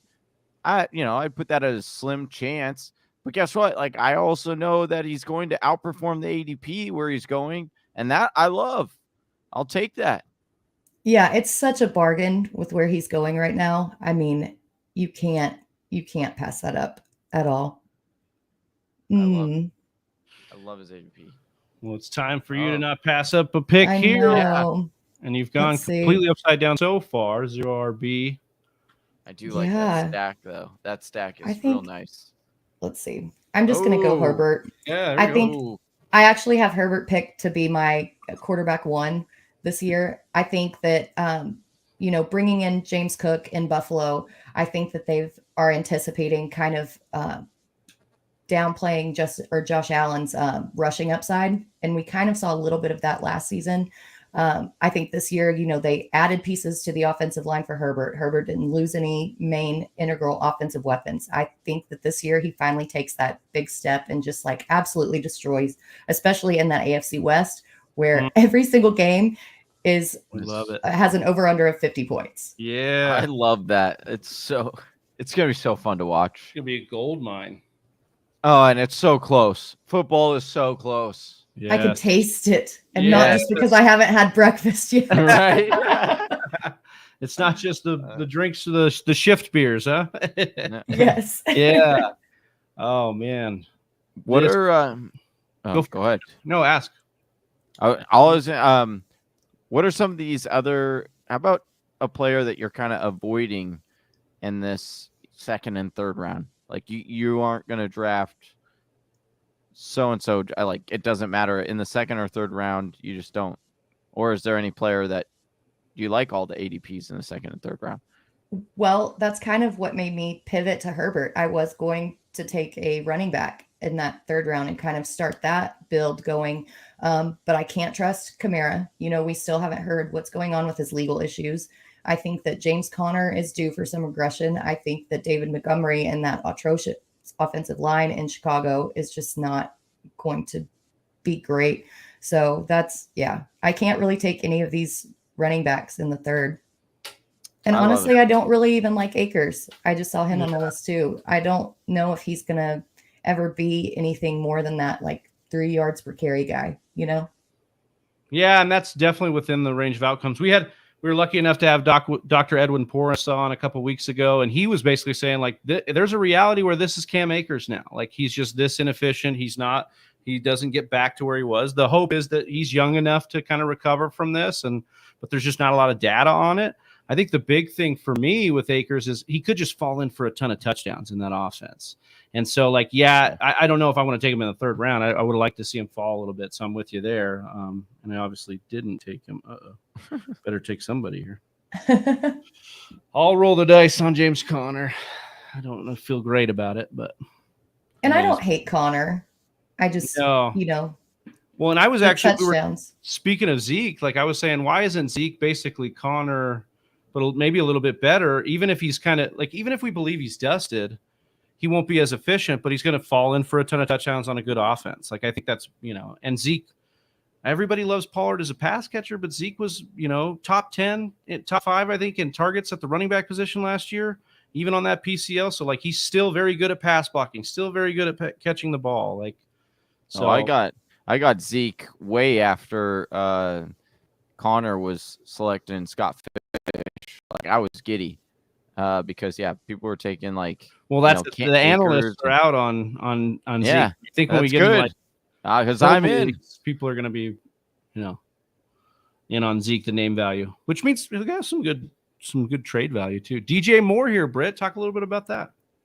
Yeah, I think DJ Moore has always done reasonably well, especially here as a wide receiver 3, and then you do bring in a slight upgrade with Baker. I know that he's a very polarizing player, but in my mind, he's definitely better than Sam Darnold. And you look at his 2021 season, he was top 10 in quarterback rating. I mean, he's not a bad quarterback. The problem with DJ Moore is that he's never scored more than 4 touchdowns in a season. But I really think that Baker likes to hone in and lean on that receiver. We kind of saw it with Jarvis Landry. And I think that this is going to be the year he finally gets his touchdowns. I hope so. I do think that he is due massive for a big correction because he is really talented. Scott in here just telling us, strategy, guys. That's why you skip Akers and draft Henderson. It'll be the starter by midseason as your 5th RB. I just love that we have Scott in here to just tell us how to do it. He's just the man here coming in here. I'm surprised he's up this early. Well, actually, I guess not. Maybe he took a nap or something. Yeah, we love you, Scott. Taking a couple of naps. Scott claims to be playing in a over 100 leagues for money. So we love Scott here. He's always got some great nuggets in here for us. Scott's great. We love Scott. Absolutely. All right, Johnny, how you liking this build so far? Went with Sutton and Murray here in the 4th and 5th. I like those 2 picks for sure. Yeah, I like it. I like it through 5 rounds, but most people do like their draft through 5 rounds, especially if they're picking from the 3 spot. So we'll see how I can finish this second half out. There were some players that I was eyeing, and I questioned whether I wanted to go Kyler there, but I just think the upside for Kyler, like we've mentioned several times, like he definitely does have that QB1 overall upside. Like that's the other thing. People forget that Kyler was a legit MVP. Like he was number 1 in Vegas after 7 weeks to win the MVP. Mm-hmm. So like this guy has what it takes, even though he is a little bratty. I get it. Through 8 weeks, he had more points than Lamar Jackson in Lamar Jackson's MVP rookie season. So, or not rookie season, but MVP season. So, yeah, I mean, Kyler Murray is definitely there. And I like what Dwayne says all the time, like one of the only bets really to throw for 5,000 and rush for 1,000. Not saying he will do that, but that's definitely in the range of outcomes for him. Yeah. Oh, man, that would be glorious if that could happen. All right, let's see what kind of mess I left myself at wide receiver here. I do like that Kelsey and Mahomes stack you got there. Yeah, that kind of got fun. I was with Britt, like that tier kind of broke, and it was like, okay, let's just try and pick something, I feel good about every week, at this point. And that's kind of how that worked out there. I'm in on Robinson though, man. I think Allen Robinson is getting a lot of shade because people think he's dusted, but how could you? Again, it's kind of like CeeDee Lamb, like poor man CeeDee Lamb. How could you fail in this offense? I think you're gonna do big things here, especially in the red zone. I like the Schultz. Oh, go ahead. Sorry, Britt. I was just gonna say I love that. We saw last year before Robert Woods got hurt with that ACL, they were both wide receiver ones, he and Cooper Kupp. So that this offense has shown that it can sustain that. And you can't really count Robinson out on one bad season in which he had COVID and, lost a bunch of his physical conditioning. So. Well, Stafford's definitely going to be the best quarterback he's ever played with. So. Oh, yeah. By a mile, millions of miles. That's the thing. It's I think people are going to be more satisfied. Now, again, not touching again on the Cooper Kupp. I think people are going to be more excited and happy when they draft, Allen Robinson in the fourth, fifth, or sixth, and the value that he returns compared to the people that draft Kupp and where he ultimately falls, which I think is probably going to be right around wide receiver 6 or 8. That's what I would guess. Nope, I'm back up. It is science, but not precise science. Yeah, I'm not a scientist. Exactly. Man, I do like the Schultz pick. You want to talk a little bit? Again, you cover Dallas Cowboys. You know a lot about them. Yeah. And I love the fact that you are going to the mini camps and stuff. You see a lot. It's actually really cool going to those and observing things, especially from a fantasy perspective. Yeah, I don't actually go to them. I'm very in tune with watching what's happening. She has insiders. Yeah. Hey. But I mean, we kind of talked about, the same thing with Lamb. They didn't really bring in a lot of personnel to replace those targets who they left. And I think Schultz honestly ends up top 2 on the team in targets over, Gallup, over Jalen Tolbert. James Washington, is he even in the conversation? You know what I mean? Right. And I think Schultz honestly has tight end 1 upside too. And in the 5th, I don't necessarily like taking Lamb and Schultz without a Dak stack, but right there, I'm like, oh, I got to take him. Yeah, I think those are the 2 I want in the passing game for sure. I mean, I love Tolbert too. I got him in Dynasty. I think he's just with Gallup's timeline, he's going to be really good too. But that whole offense we've seen with Kellen Moore, they're very aggressive. They're going to keep throwing and doing it, and they might have to. I think last year they lived on a lot of efficiency from the defense and turnovers. So I think some of that regresses back, and we'll see hopefully more. Maybe not for Britt's fandom, because they might be a little more stressful, but I think we'll see more games that are shootouts that they'll have to be involved in for the full game. Yep. And I don't think that they're really going to change, their pass attempts per game. They were top 5 in pass attempts per game and number 1 in points per game, actual points per game. So you love to see those guys on your fantasy team. Absolutely. Yes. Whisper Nation, if you're loving what you're seeing and you want to continue to be part of a community, you're new to the channel, hit that subscribe button, hit that like button, help us continue to grow the channel. We have been rocking and rolling through this, and I think we just have about 2.5 hours left. Man, it's crazy. Man. We're doing it 4th year in a row here, Britt. Thanks for coming on and being on here in year 4. We appreciate having you. Yeah, thanks for having me on. It's super fun. I can never say no to leagues and or mocks, so this is great. It's perfect. How many leagues are you in? Honestly, I've lost count at this point.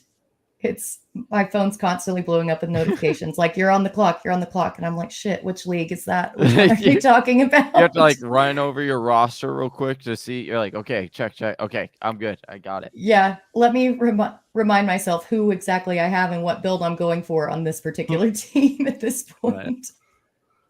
What is your favorite strategy? I know you said like you don't really like to go into a draft with a strategy. Be water. We love saying that. But if you could have it your way, Burger King style, what is your favorite way to draft a certain team? Like, do you like to typically go, or you like the look mostly of like a wide receiver early or a running back anchor, or what kind of style do you like? I typically do like taking a running back earlier, which is weird that I diverged from that strategy here. But, when it's like in this format where you have to start 3 wide receivers over 2 running backs, you can really kind of strengthen your roster by getting that stud wide receiver early. And then there's so much value later on that you can kind of punt after you get that star. Running back has just kind of become a committee approach. Honestly, there are very few bell cow running backs now. And then you throw the injuries in on top of it. Over the past couple of years, it has made me a little more wary about taking a running back first. So I don't know. It's still evolving in my brain. I'm No, I love you say that, because so many people, like, it'll be, we get a little blurb and it'll be like, oh, this is supposed to be an RBBC, and it's like, people, this is not 1999 where every single running back got like 35 carries. Like every single team technically does an RBBC. Like every single team, every single week, you can look on the check the stats. There's going to be more than one running back. I don't care who you are, unless, well, maybe CMC, but I do think that'll change this year. But like they're going to use another running back. They're going to get carries in another way. They're not just going to give one running back 35 carries. So I love that you said that, because it is not talked about enough. And then people freak out when you get these blurbs that they tell us what we already know, and then we freak out about it. Yeah, and then it takes you off of a player who, could end up winning your league for you just because you get scared that they're going to be in a committee. So yeah. I mean, I'm not huge on Elijah Mitchell, but I just think it's hilarious to me that like we were taking him, people were pretty excited about him, confirmed, where he should go. And, I could ask you what side you're on in just a second, but like, and then the blurb came out that like, oh, it was going to be, he was interested in Kyle Shanahan's interested in an RBBC approach. And it was like, hello, do we not just forget that, Debo ran for 8 touchdowns, whatever final number was. It's like, we still loved Eli Mitchell last year. So why are we freaking out? And then as a result, his ADP has dropped. So that's kind of nice. Yeah. And I don't necessarily know that Debo is going to get like all of those carries. I think that they kind of involve him more in like the jet sweeps and things like that. And he's made it known that he doesn't want to play wide back. Right. So that volume is kind of going to shift more to the running back. So why are you out on Mitchell? I don't understand. No, and the bigger thing for me is, why are we trusting the beat writers in San Francisco again? We just learned, like, we don't understand what Shanahan's keeping everything close to the vest. Like, that's what I don't want to dog, beat writers. They're doing their job, but we can't trust what's going on over there when they just said nothing about Brandon Ayuk, and Trey Sermon was the lead back, and all these things we got burned on last year. Yeah, there was only hype heavy on Sermon. Sure. Oh yeah, tell me about it. First round Dynasty pick on Sermon, just down the absolute drain. And then Ayuk, man, there was all hype pieces. That's it. There was no negativity on Brandon Ayuk all last, and then all of a sudden, week 1 comes. Oh, he's in the doghouse. He might as well just be off this team, because Kyle Shanahan hates him now. It's like, well, where was this, 3 weeks ago? Yeah. We wanted to draft him, or had to draft him. Kyle Shanahan does not care about your fantasy team, unfortunately. Hey, but certain players do, and that is important. Like Miles Sanders, he actually cares. Well, he cares. I don't think he likes it, but he tells you not to draft him. That's for sure. Yeah. Brett, how long have you been playing fantasy football? How'd you get started? Tell us a little bit of an origin story here. So it's been about since 2013, 2014. My then boyfriend, now husband, was joining a league and they needed one more person. And I literally begged him to let me in. I'm like, listen, I know football. I love football. Let me in. I knew nothing about fantasy. And then he kind of starts explaining the strategy, which is probably why I'm stuck with the running back in the first round, because that's how he drafts. And that's how I was kind of taught, and then I ended up winning that league, and everybody was so utterly pissed. They were messaging him and being like, you drafted her team for her. And it's like, we're in the same league, dude. Like, don't you think that he would have wanted to win, like, instead of me?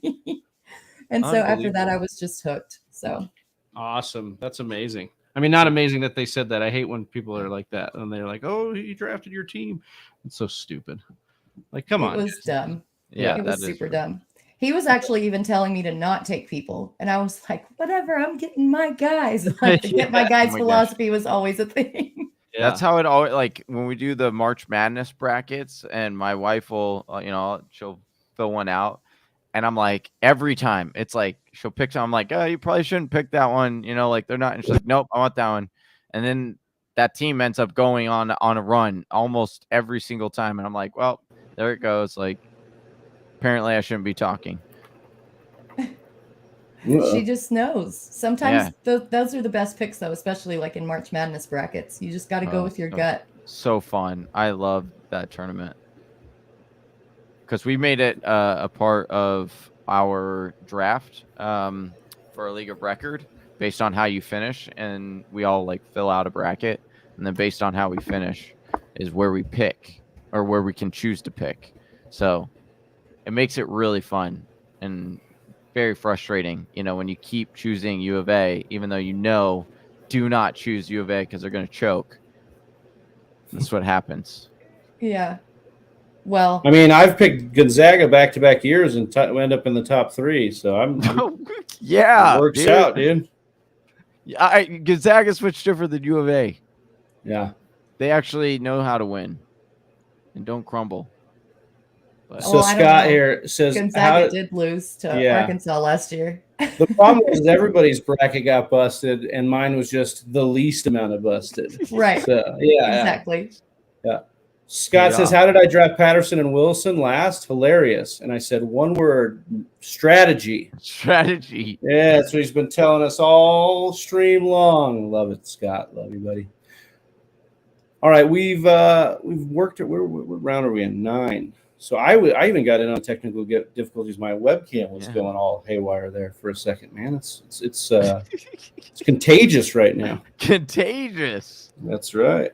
Christian Kirk here.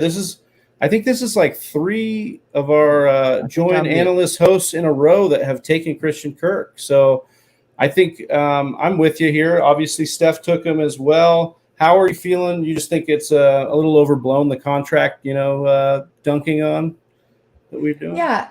I mean, and then he's got some history with, I think it was his former quarterbacks coach or a quarterbacks coach in Arizona is now involved in the Jaguars. So he does have some familiarity with that.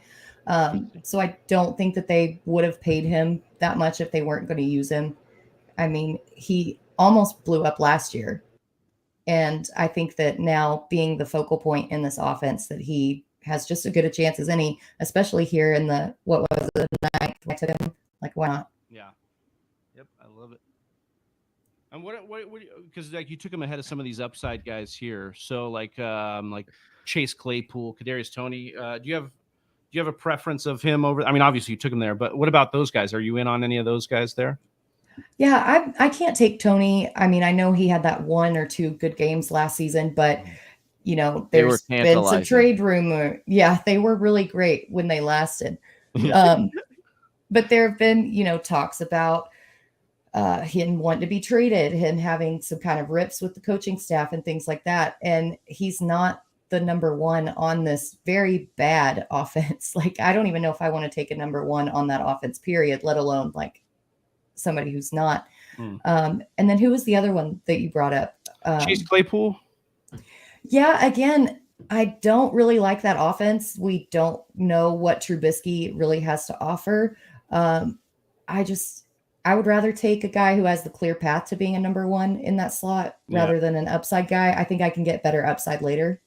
So, well, you get it. I think you did a good job getting upside throughout the draft here too. Like Ken Walker, AJ Dillon, big upside plays for me.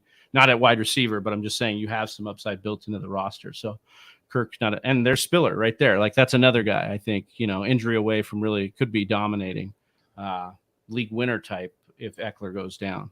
If he's good. And it was my only chance at a little mini Chargers stack. Oh, there you go. Yeah. Oh, yeah. You got the Herbert correlation there. So, hey, you grab whatever you can. I love any kind of stack. I've got a little mini Cowboy stack, a little mini Charger stack. I'm okay with this so far. Some good teams to stack. That's for damn sure. They should. Oh man, I should have went. I should have. Oh man.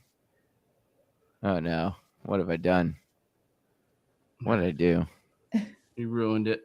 It's all ruined. This whole mock. I'm gonna rage quit. Just throw it in the trash. Yeah. That really is a bummer.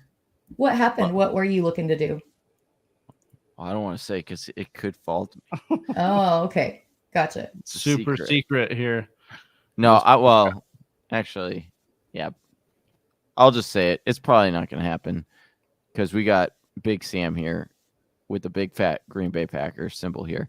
But I should have taken Alan. Oh, there it goes. Alan Lazard. I knew as soon as I spoke it. Alan Lazard is who I probably should. Not for the sense of like for sure. I have not drafted Lazard like one time. And so like some of what I've noticed is like Gage was one of those guys I just kept missing. So I had to kind of pay up to get him, but I like my stack there or like what it looked like. But Lazard in the 10th here for my third wide receiver, I think that is a good piece to have because if he does hit with that upside of what could be, a poor man's, Devontae Adams, could look really good with that stack that I have at wide receiver. But if it fails, it fails. It's 10th round pick, you know what I mean? But then I went with Dotson, who's getting Carson Wentz, throwing him the ball and messed up. I don't know if he necessarily messed up. I don't know if Lazard really has that wide receiver one role secure. We've kind of seen it in the past. Aaron Rodgers basically only uses him as an end zone threat. He doesn't really care if they're not in the red zone. And I think it could go to these other guys, obviously Sammy Watkins week one, because that's what always happens week one with Sammy Watkins. Yep. And then Christian Watson, he showed up on PUP, which was a little weird, but I think that's more of a precautionary thing than anything. So I don't know. I don't know how I feel about Lazard. I think Dotson could be that upside guy. Yeah, there's been a couple of guys that I've actually come around on like big time during this whole mock draft marathon, which is one of the best parts about having a bunch of people on and getting so many viewpoints. You really get to like figure out what you do kind of like. But Cook is one. James Cook is one of those players. Dotson is the other that I like majorly. It was like I went from drafting Dotson on like 0 teams, not really thinking he had much upside at all, to like, hey, I've taken him. Like I think there's a third mock I've taken him in a row. What's one of your favorite, if you can say, you might want to try to draft him. Well, what's one of your favorite late round dart throws to get? Like where you're not leaving a draft without said player. So I've really been hooked on Darrell Williams. He was kind of sneaky good last season, even despite not getting that many carries because he just had such a heavy role in the pass catching game. And then he's going to Arizona, who lost Chase Edmonds. And we kind of saw that split work with Edmonds and Connor last year, which is another reason I'm not super high on Connor. I would rather take that, especially in PPR leagues, that discount on Williams and go that direction. And he's in another high-powered offense. So I do love that point. Because when you try to point that out, people are like, "Oh, he wasn't that good. He got goal line carries to float." I'm like, "Hello, James Conner was very similar. Like you're describing James Conner too." Yep, exactly. And he's got a track record, man, with that goal line work with KC. So that's enough to get you excited there. Good pass catcher. He's a really exciting late round pick, and he's just basically kind of free in these drafts. You just scoop him up. He's got upside. I like Khalil Herbert too in that area because I think there's some upside there. We've seen him be a 1-for-1 replacement for David Montgomery. So, dude, Marlon Mack here. Way to go, Dad. Oh, man. That's By Rona. We got that inside joke, Britt. I don't know if you're familiar with it on Sleeper. Every time a news drops, all the comments are like, "Well, how does this affect? How does this impact Marlon Mack?" The first few hours of the draft, we had it rocking in the chat with that too. So we've been it was so good. That. It was hilarious. Oh, God bless Marlon Mack. Yeah. Hey, man, at least he's come back, man. That's awesome. Exactly. Like that. It could have been to the out to pasture for him. Yeah. I asked Steph on the previous hour, can Marlon Mack be this year's Donta Foreman? She said no, absolutely not. Not in. Yeah, I think the offensive line in Houston is still very much to be desired. And then you brought in Pierce. I like Pierce, but I'm still, I just don't know on that offense. I like him as an athlete, but Houston still has so much shit to work out, honestly. It's true. The one thing I do like is the fact that Lovie Smith had Matt Forte, and Matt Forte was, quote, what we would say as today as a bell cow, not, back in the day, that probably wasn't, but, and so that he has a tendency to go, more running back heavy and with one guy. So that's why I do think it would be, and like Houston just has like sneaky upside in the sense that like they might have to be in some shootouts, because the defense isn't phenomenal.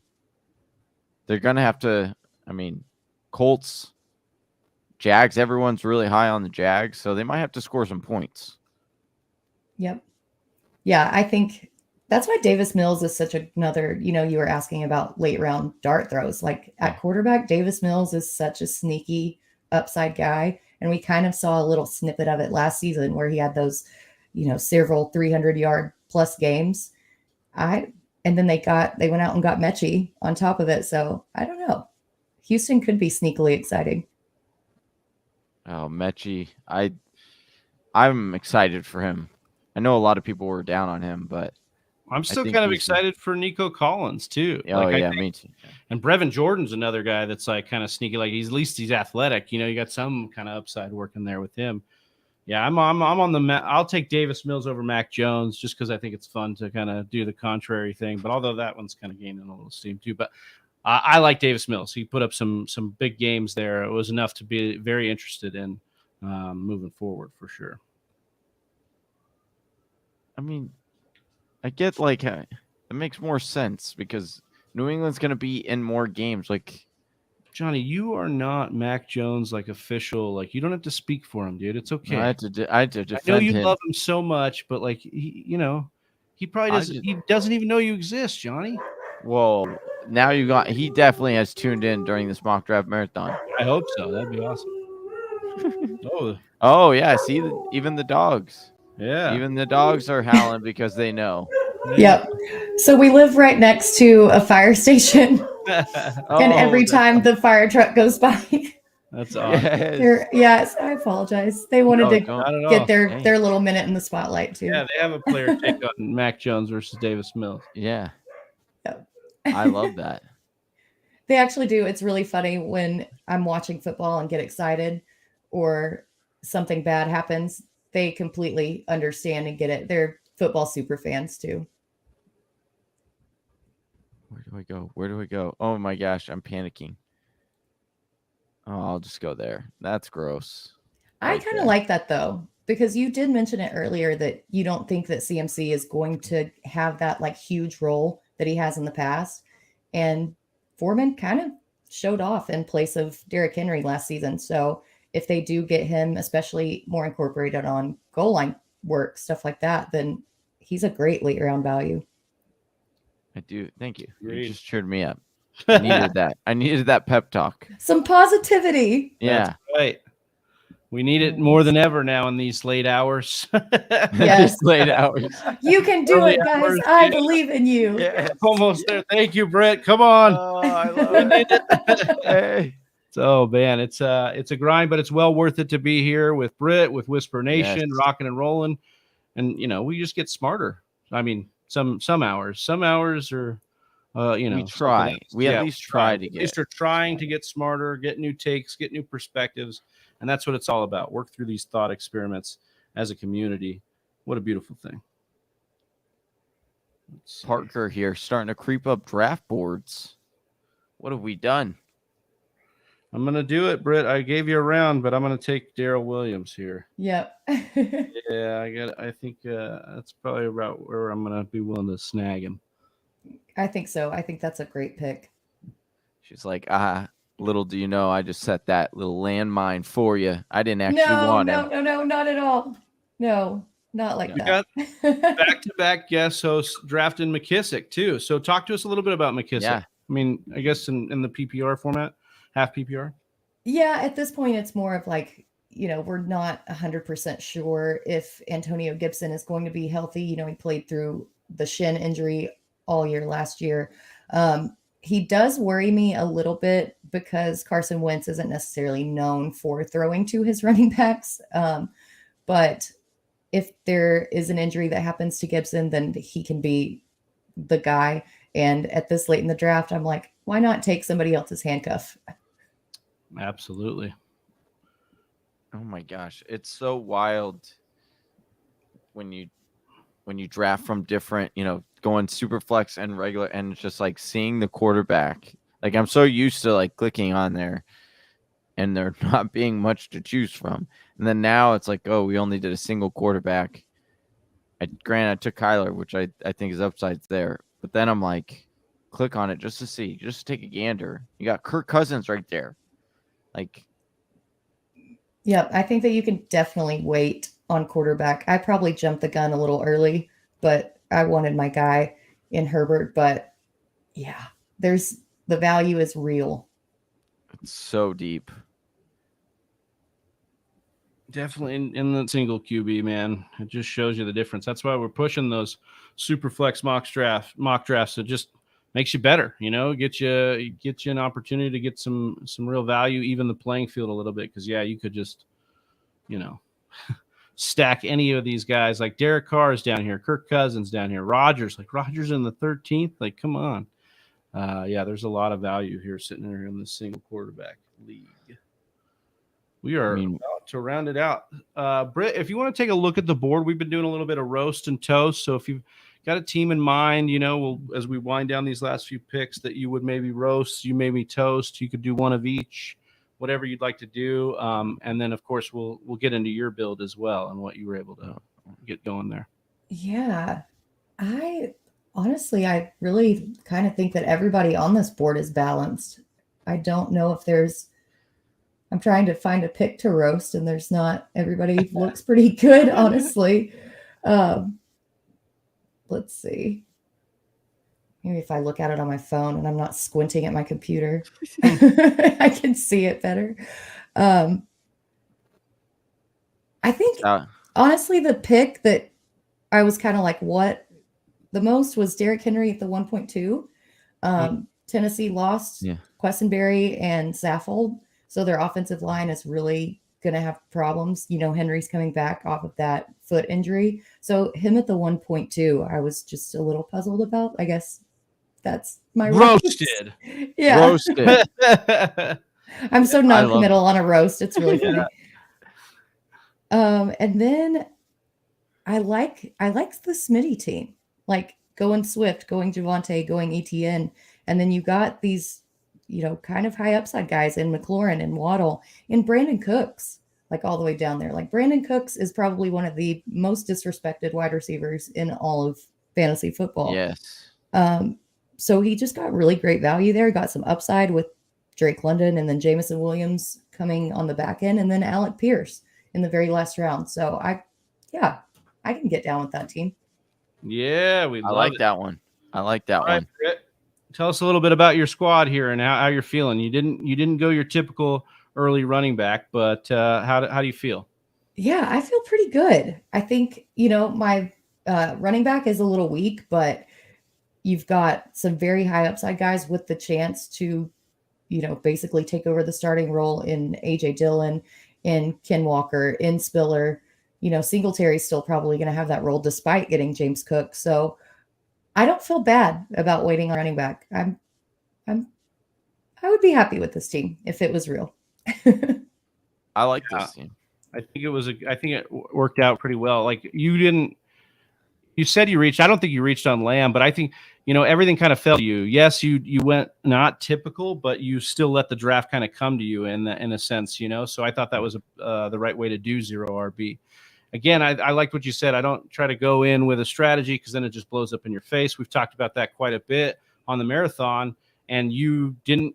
Typically you would go in maybe with that early running back, but you kind of went with the draft. Be like water, as Bruce Lee and we like to say. So.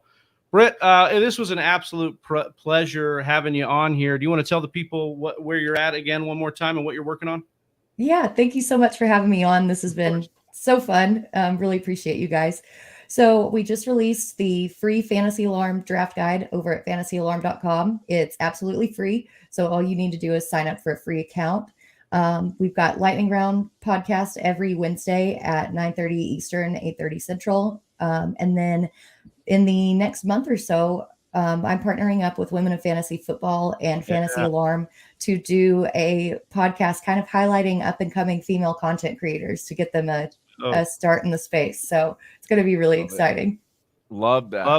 Love it so much. Love the work you're doing there for the Women of Fantasy Football. We know Josh and the crew over there doing great work to get that to the forefront. And we appreciate you out there because, look, you came in here and schooled us, man. Like there's no difference. Like get those women out there just kicking ass. We love it. All right. Yes, need more of us. Yeah. yes. We appreciate for everyone. Have a great rest of your Sunday, Britt. Thanks, Thank y'all. you. Breakfast is almost coming. It's almost there. Almost there. We need it. All right. Well, I think our main man is back from his break. Yeah. Here he is. It's muted. It's muted. Oh, it's probably good. No. How like, are you? Survived. He's going to mime it. Yeah. He's screaming. He's yelling. He's breaking the vocal cords at this point. What is Austin saying? Nobody knows. No one knows. We need the subtitles out there. Just scroll a banner across. But we're good to see Austin made it up. He's alive. He's awake. He's doing good. How are you, my brother? I'm good, man. I'm good. Yes. How are you, my brother? We are, rocking and rolling through it. We are almost there, man. We are going to move on to our last guest host. But maybe before we do, Johnny, a quick clip here. Yes. And then we'll come in on the other side. We'll see you in just 5 short minutes for our next mock. You won't. Dwayne, when we look at the second-year guys, just who pops out as your favorite second-year fantasy football target for breakout this year? Yeah, so for me, and this one's kind of fun because it's just such a lightning rod like in the community. But for me, it's Amon-Ra St. Brown. I love Elijah Moore as well. I like Rashad Bateman, but Amon-Ra St. Brown, like really just when you look at what he did, in his rookie season, and here again, this comes back to, so what's the argument like on Amon-Ra St. Brown? It's that, well, man, he didn't have all those 30% target share games until, TJ Hawkinson went down, right? And DeAndre Swift was out of the lineup. But at the end of the day, you know how good you have to be to demand 30% target shares repeatedly over and over and over? You have to be a really good, football player, like at the end of the day. And so that's what I'm buying into with a guy like Amon-Ra St. Brown. And people forget, like he was only 21.9 coming out as a rookie. Jamar Chase was 21.6 years old in year one. This was not an old player He did slip to the 4th round, and these things happen sometimes. But he posted a PFF receiving grade that was worthy.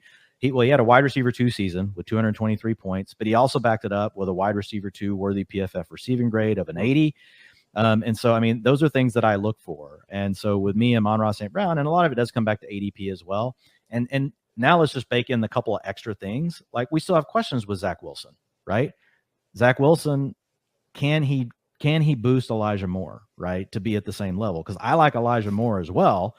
He had a 73.8 wide receiver grade as a rookie, which was wide receiver 3 threshold. He had a 24% targets per route run, which is wide receiver 2 worthy. He also had a wide receiver 3 yards per route run of 1.75. So Elijah Moore checks a lot of similar boxes, not quite as good as Amon-Ra St. Brown, because the easiest way to find future fantasy producers is they've actually already produced in fantasy, right? Then you look at these advanced stats to help back it up. So with St. Brown, like, it's just a player that I know. Jared Goff, do we love Jared Goff? No, but we've seen him support multiple fantasy weapons before. We haven't seen that, from Zach Wilson. So I do start to pull the other pieces in, but they're more tiebreakers. But the profiles of Amon-Ra St. Brown looks good. Devonta Smith checks all the boxes we want. Elijah Moore, from, again, just as far as checking their talent. Like, they've already shown they can demand targets. They've shown in data points that are individual away from just the volume that these guys are worthy of more. Now, will they get it or not? Like, some of the other factors will play, but they're all eligible. So Amon-Ra is my favorite, and I like the ADP on him as well, because now Bateman's ADP has just kind of gone, like, it's like it's going through the roof. Like, and Bateman honestly graded out the lowest of all these guys.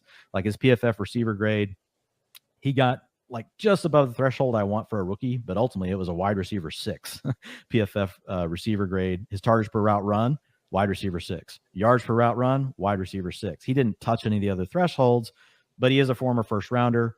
We've seen guys that at least get to that 65 grade be a former first rounder, and if they get to that 65 grade, we've seen 9 out of 10 former first rounders eventually post a top 24 finish. So I still feel good about Bateman, but wow, like, him leapfrogging all these other guys in ADP just because Marquise Brown is gone, that means I'll get exposure to him. I just probably won't do it. Right here.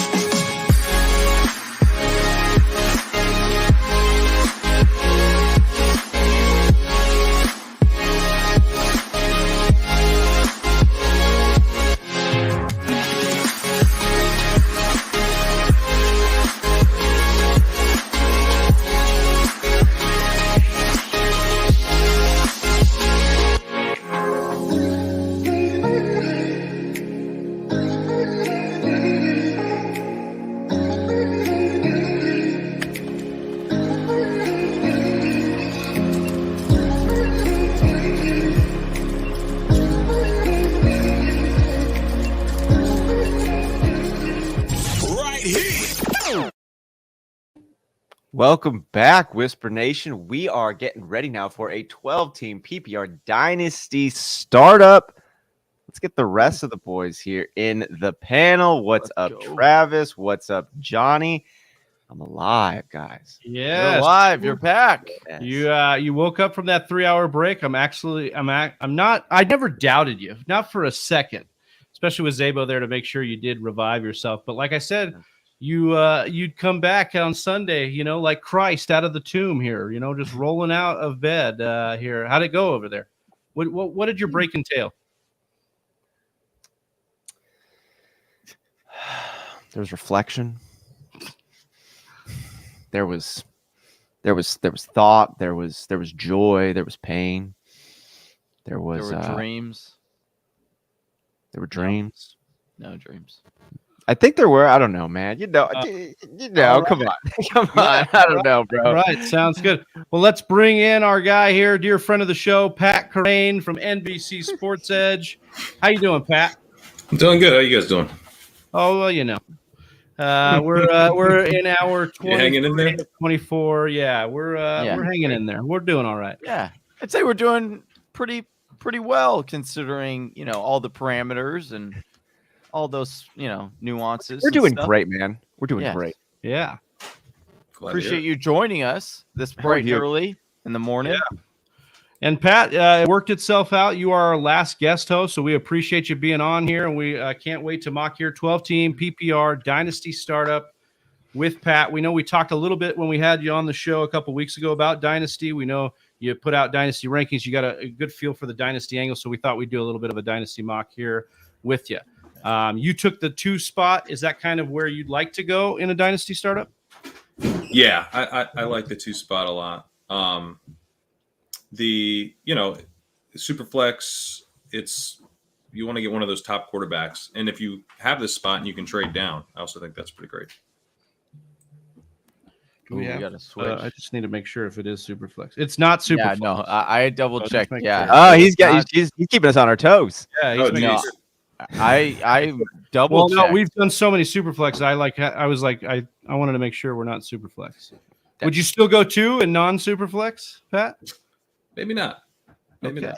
Well, the 8 spot. I mean, 9 is open. You want to take 9? Yeah. You could. I'm actually fine with 2. There we are. Let's roll. All right. Well, should we wait a little bit or let's get it going? Let's do it. Fired up. All right. Where'd this thing go from me? Uh-oh. Oh, there we go. I love it. Just disappears. Yeah. It's like we don't want you to we don't want you to draft well. I got anxiety for Pat there. Yeah, I know. I did. Yeah. It would have been live. Might be the lack of sleep. I mean that probably is most of it there. Dude, anytime you ask somebody what is their favorite thing, and if they say anything other than sleep, it's a lie. Like that is it. Yeah. At some point or another. When's the last time you pulled an all-nighter, Pat?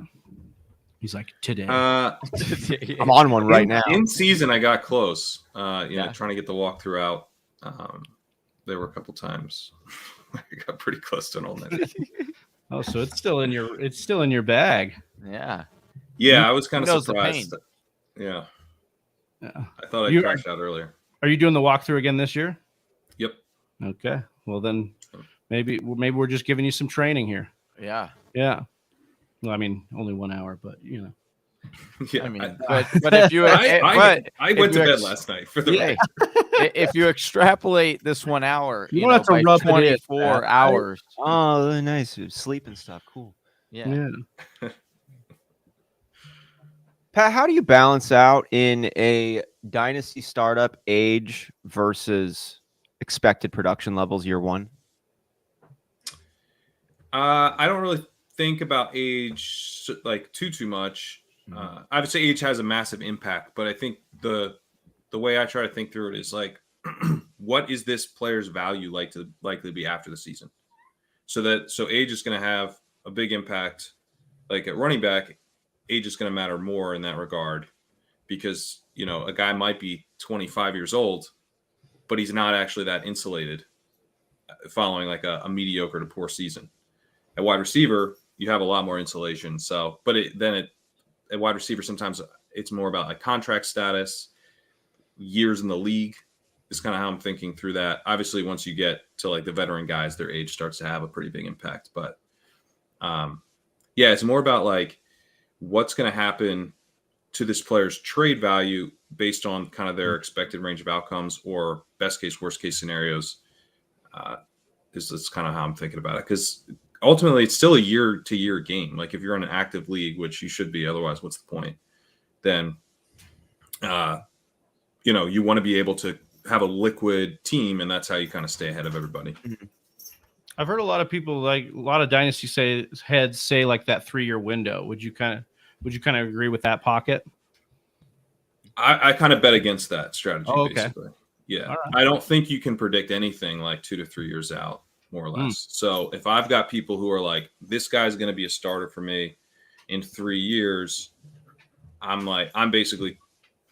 saying like, I don't think you can really predict that. So you're probably going to get a little bit more static in your build. I'm going to try to be a little bit more, hopefully I'm in a bunch of leagues, so I'm not always like the most active owner, but you basically want to be in a position where like, I love that. That was great. But it's like you want to have a team where you're getting trade offers sent to you, and then you want to be able to kind of continuously move over some of your pieces, I think. So one way that, like, if you're thinking through it like that, you often might end up moving pieces that others might consider a foundational piece of like a 3-year window type of strategy. Like I was just in a startup and we drafted Kyle Pitts, traded Kyle Pitts like a round later. We got DeAndre Swift, traded out DeAndre Swift. Oh, wow. So like, wow. Yeah, like moving those big pieces, I think is often, it can be quite key in terms of getting your team to where you want it. And we thought we were addicted to trading. That sounds yeah. So you're kind of saying that's something you intentionally target. You try to break down high value guys, and if you're trading out DeAndre Swift so quickly, what's an example of something you might be looking for in return? So we ended up getting Jamar Chase back. We packaged up to go get Jamar Chase, and with Kyle Pitts, we got Breece Hall in 3 seconds in a super flex league. wow. Oh, wow. Okay. So, yeah, I mean, those big, like, it's not really like lost on your league mates when you're like, I think it's time for me to move DeAndre Hopkins. It's like, oh yeah, you think it's time? Yeah. Like, Yeah, we had a league mate do that. Put him up on the auction block. What is that kind of with us? Like, why we end up getting to the point where like, oh, he's getting a little bit older. It's time for me to trade him out and get a little bit of extra value. But like the guy who's acquiring him also knows about his timeline. Like, do you ever see people just ride out a player, like take that diminished value all the way, take that diminishing asset all the way until they're retired? Or does somebody ultimately swap him out, get some value, make a different play, make it liquid? I think it's totally fine to do that. You want to be in position where you're not actually like, if you're going to ride it to dust on a team that's not competing, that's a really bad move. But I think it's totally fine to. Sorry, I'm trying to figure out what to do here. Did I just time out? Yeah. I mean, that is pretty. I do like that. Yeah. Pat's like, I'm trying to trade Jonathan Taylor. Right? Yeah. Working on a package with Death by Rona. Yeah, he's like, yeah, I'm over here working on a trade with Donflict right now. He's interested. Pat, make sure you turn that auto pick off because it'll. You got to go do it on the queue thing. It's unforgiving. Thank you. Yeah. Yeah, this guy slept last night. We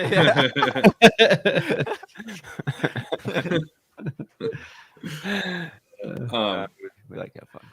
Sorry, I got distracted by this mock draft. No, in terms of riding guys out, like I think, like you want to obviously be in a contending team, but like there's certain guys who are worth more to contending teams than they are in terms of the trade markets, and I think it's fine. Like basically every team in Dynasty is losing a ton of value every single year because if you just look at the used car. If you look at the trade value like year over year for veteran players, it plummets like across the board. Basically like rookies and young rookies, you'll see generally move up like a tiny bit, but otherwise every other class is dropping in trade value every year, which makes sense because there's a bunch of new players entering the league every year. So like you're kind of just trying to lose the least. Like everyone's getting an infusion of picks. There's an infusion of value that kind of naturally comes into the league through those picks. So your job is basically to lose the least amount of value. And then over time, that will generate into a lot more points than your opponents. So you're going to lose value. I think as long as you're kind of being strategic about like, okay, because of where my team is, because of where this player is, I think it makes a lot of sense to just kind of ride him to the end. Like I have Travis Kelce in a team where I've been right in the championship hunt for like the last 5 years with a couple of championships. That's like I'm not trading Travis Kelce. Like he's gonna retire on my team, and that's all right. I'll have to figure it out after he does, but I think that's fine. That's cool. That I like hearing that he's like the exception to the rule. I like when he says you can ride him to dust. Yeah, I like that expression. You can ride him to dust. Grind his old bones down and right, like damn. Yeah, I just love it. Yeah, like I'm not Some trading eternal vibes. yeah. Oh, that's me. Oh, and no. Oh, you got your boy, Johnny. Gross. Oh, look at him. Oh man, what? Look, if you take the points per game with Trey Lance and extrapolate it over the season, you got your tight end 24. No, dude, I like my taking Pat's 1 hour segment here and extrapolating it over 24 hours, and you got it. No, that was horrible. Why? Yeah. Well, it's your 23rd mock in consecutive hours. And I've actually never taken. I haven't taken Kittle this whole time, so I guess so. Pat, where you at on Kittle? I like Kittle. I'm a big fan. I mean, I'm a fan of him as a football player, but actually, this is Dynasty. It's not a 1 year thing, so I'm actually more okay with it because, like, that's why I got DK because DK is not the sexiest, and people might look at this and say, "Oh, well, you drafted DK in the first." I mean, I could have taken T. Higgins if I wanted, but with his shirt off, he's pretty sexy. Yeah, DK's all right. I like his vibe. So, but I'm like, hey, I'm gonna look for next year when he is a free agent, and he could line up with a really good quarterback, like Kyler Murray, and that would make this place go bananas. That'd be fun. That would be so fun. Come on, Steve Keim, make it happen. Didn't they just pay? Oh, and yeah, add a rookie yes, tight end? Yes, let's go. You know where I'd like DK? No, You want to be really, really fun, guys? I'll take Green it. Bay. Kansas Oh City. no, I wanted Burrow, dude. No, Burrow? not Where? Bro, I auto picked Burrow. You the can't LA have. Chargers. No, dude, that would be- gross. Put him in the Guyton role. That Oh would my be so God. fun. Oh my gosh. Oh my god, dude. I mean, Just go balls all day long. oh my Go goodness. balls all day. That would Oh be. my god. I'm gonna take Lamar. Oh, Well, speak- I mean, he could we gotta definitely- give a shout out to Joel here who came in. Hey, Joel. Welcome back, Austin. Oh Thanks to yes. Jason. You know what that means, boys. Gotta hit him with a whisper. Nation. Woo! We slow Yeah. walked it like Ric Wait, Flair. that was good. That was good. Yeah, and that of course, actually was good. portion of that donation goes directly to the Hayden Hurst Family Foundation. What they do for mental health solutions for, retired military, active military, Children. the children, the adults, everybody, and we love it. We're putting that as our charity for this event. So thank you, Joel, and thank you to everybody that Yeah, got appreciate in on that, that. Joel. Joel. You guys can do it too. Venmo at the Fantasy Whispers or use the super chat there. Do it to it, Laws. Drake London. Ooh, I wanted to ask Pat this question. Who do you like year one out of these rookie wide receivers? If you got to pick one to outscore the bunch, who do you got your money on, Pat?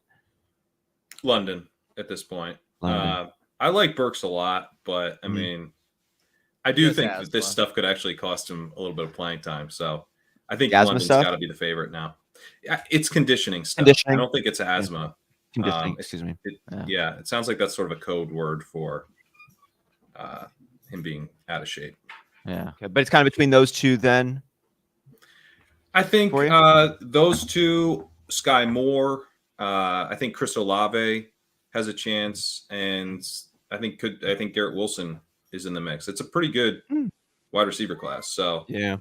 I wouldn't rule out any of those guys. Olave's been generating some buzz. Like pretty much everyone's been like everything we've heard about the route running is legit.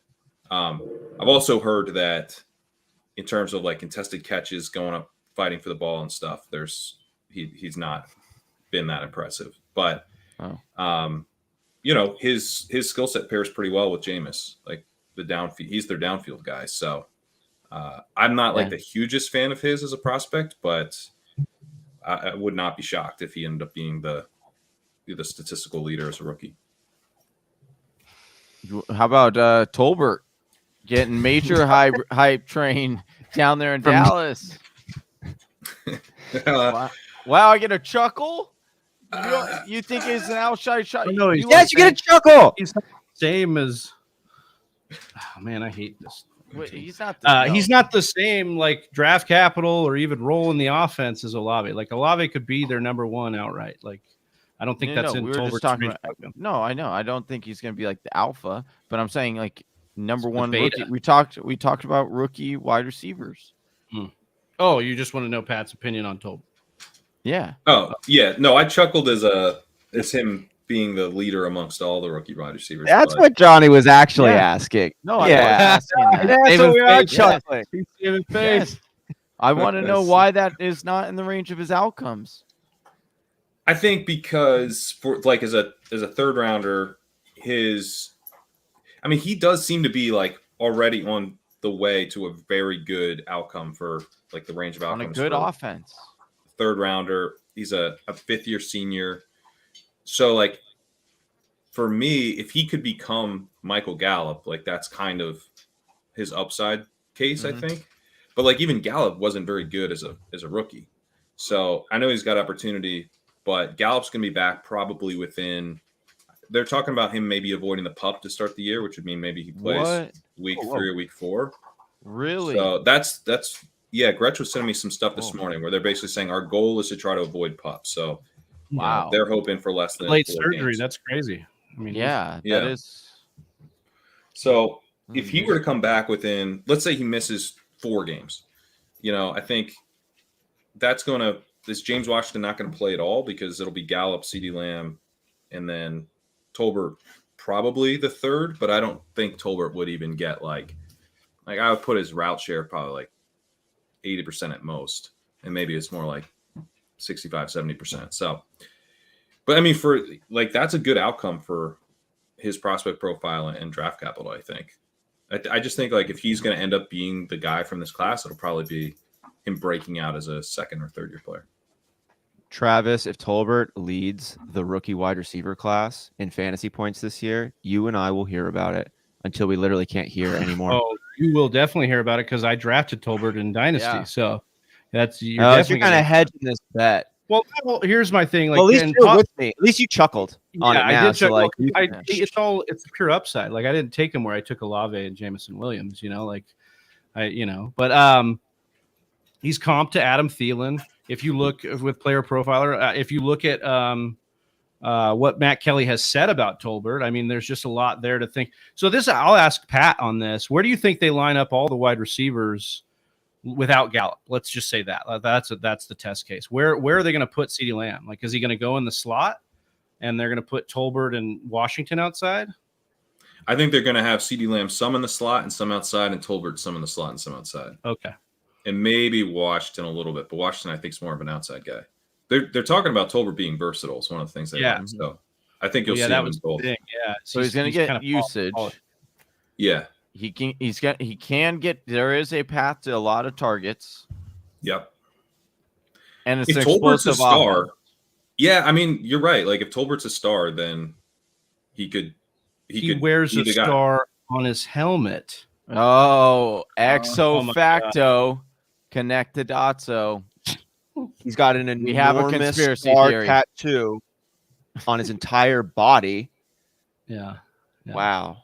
I'm totally in on him. There. I'm totally in. We know you are. You just tried to say he was going to be the number one wide receiver of the Black Planet. Yeah, for rookies, yes, I believe that. That's my flag is firmly planted. Like I don't know if we asked you in the show, Pat, when we had you on, but where do you land on Jameson Williams? Because I know he was kind of a hard prospect to put a finger on, but people love him. And I thought from the tape he looked awesome. But where did you land on Jameson Williams? I mean, obviously injury aside, you got to wait on that a little bit. But I have in rookie drafts, I had him right behind Garrett Wilson. So like 105. I think. Yeah. I think that he's my 105 in non-super flex. I think maybe people are underrating the ACL thing, not because like it's going to have some massive impact on his long-term career, but like it's our first impression of him as an NFL player is probably going to be, well, it will be when he's less than 100% healthy. And so I think like maybe people are underrating how big of an impact that could have on what the narrative around Jameson Williams is after the year, right? Like if he just doesn't look good, God, snipe me on Sky Moore. Ooh, one pick. So painful. Oh, I love it. I love the emotion. Well, I'm just wondering why you took Elijah over him there. Why wouldn't you just? I do like Elijah a lot. I mean, yeah, I know, but you think maybe Sky Moore's coming back and you take Elijah. Yeah. I can't tell you how happy it makes me when you hear like that legitimate disappointment in like anybody's voice when we're mock drafting. Like you eat your bread from doing fantasy football things and all this stuff. And like I don't even know how many hours, you've poured into this over the course of it. And here you are getting Sky Moore taken ahead of you in this mock draft. And you're like, like it's so freaking awesome. I love this game. I love what we do. It gets me it's real. Yeah. Gives you a little jolts of energy. Gets me fired up, dude. We've been doing this for decades. Like it's awesome. Well, I got Williams, so So there you go. Yeah. Yeah. It's meant to be. And right behind Wilson. Good podcasting right there. So appreciate that. I actually have Williams over Sky Moore in my ranks, but Sky Moore's more like kind of a my guy. So we could trade the Moores. Oh, excuse me. You one of those ghost pistachios? Yeah, dude. Please don't die before hour 24. Right. That would suck. Oh, yeah, man. that's not what we need here. That was So awesome. lame, That is dude. like, it's like the third time I've almost died from peanut M&M or like cat. Well, you're allergic. Stop eating them. Right. Oh, you're on the clock there, I'm aware. Mr. Life comes at you crazy, bro. Yeah. I'm gonna do it again. Taking Oh. Dalton Schultz, another dynasty draft. Well, I guess Because yeah, I you could- hate I love unathletic tight ends. Let's go. How Where hyped do are you you land? on Where do you land on Dalton Schultz, Pat? I mean, he's a Jag on a franchise tag. Oh, Thank you. Look at that. Mic drop, Dude, they let the other guy, Blake Jarwin, go. Yeah, Who was another guy? Who's another Jag. So he's like at Schultz least. was the prettier girl. She's like a Jag. Jag tag? Schultz hit with the Jag tag by Yeah. the one and only Pat Corain. Wow. So Blake Wow. Jarwin, who I believe remains unsigned, them choosing him over Blake Jarwin is your evidence here. Yeah, I'm really looking for confirmation Current by free it, agent Blake Jarwin. Pat. And you know what? I was looking for you Yeah, here, man. don't you I- ever I- bring up that name ever again. Dude, we had a little bit of harmony on our. Oh. Yeah. Oh man. Oh man, that's refreshing. It feels like a little cool air just came in. Actually, that's nice. Oh, yeah, I'm just stacking value over here. Yeah, there's some sort of point. It's like you just hit the rookie button and you just start like cranking on them. What Oh, round yeah, are we the rookie in? button.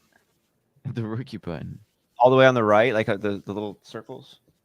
Yeah. Ooh, all right. yeah, give me this one. Oh wait. Oh, this would definitely be like a Pat, so we are going to do like a little bit of what we call roast or toast at the end. So you'll want to be on the lookout for some teams that you're going to roast and then toast. And I'd like you to exclude my omit my Dalton. yeah. I when mean, that you was a are pretty big burn, dude. Yeah. I'll try to find a toast since I've so thoroughly roasted you already. No, the roasts are good. That was classic. That's happened. I love Johnny's strategy of just taking, if we ever have the computer in there, he's just like rips apart the computer team. Oh, dude. No, I mean, dude, some of them have been terrible. Yeah, like one QB in the Superflex. That was classic. Drafts. Those are great. Johnny, you did have me going pretty good there, and you're like, dude, I just got to take a moment here and rip apart the computer team. I was like, oh, I didn't see that. It was pretty fair. I didn't see it coming, but it was good. Well, sometimes you impress when people don't have high expectations of you. You know. Oh, I think if I. Ooh, stacking this up. Come on, Travi. Reach for your guy, dude. Reach for him. You know you want him. I don't want any of these guys. Got a bit of a win now build going right now, Travis. You got some life in the future, but like, oh yeah, then we should talk about it. Pat. What is typically? Do you try to really compete hard right out of the gate, or do you have like? He likes to lose.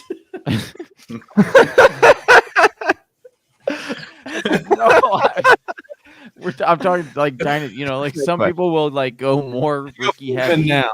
Yeah, you go full win now, or I don't think I've ever gone like full win now, because.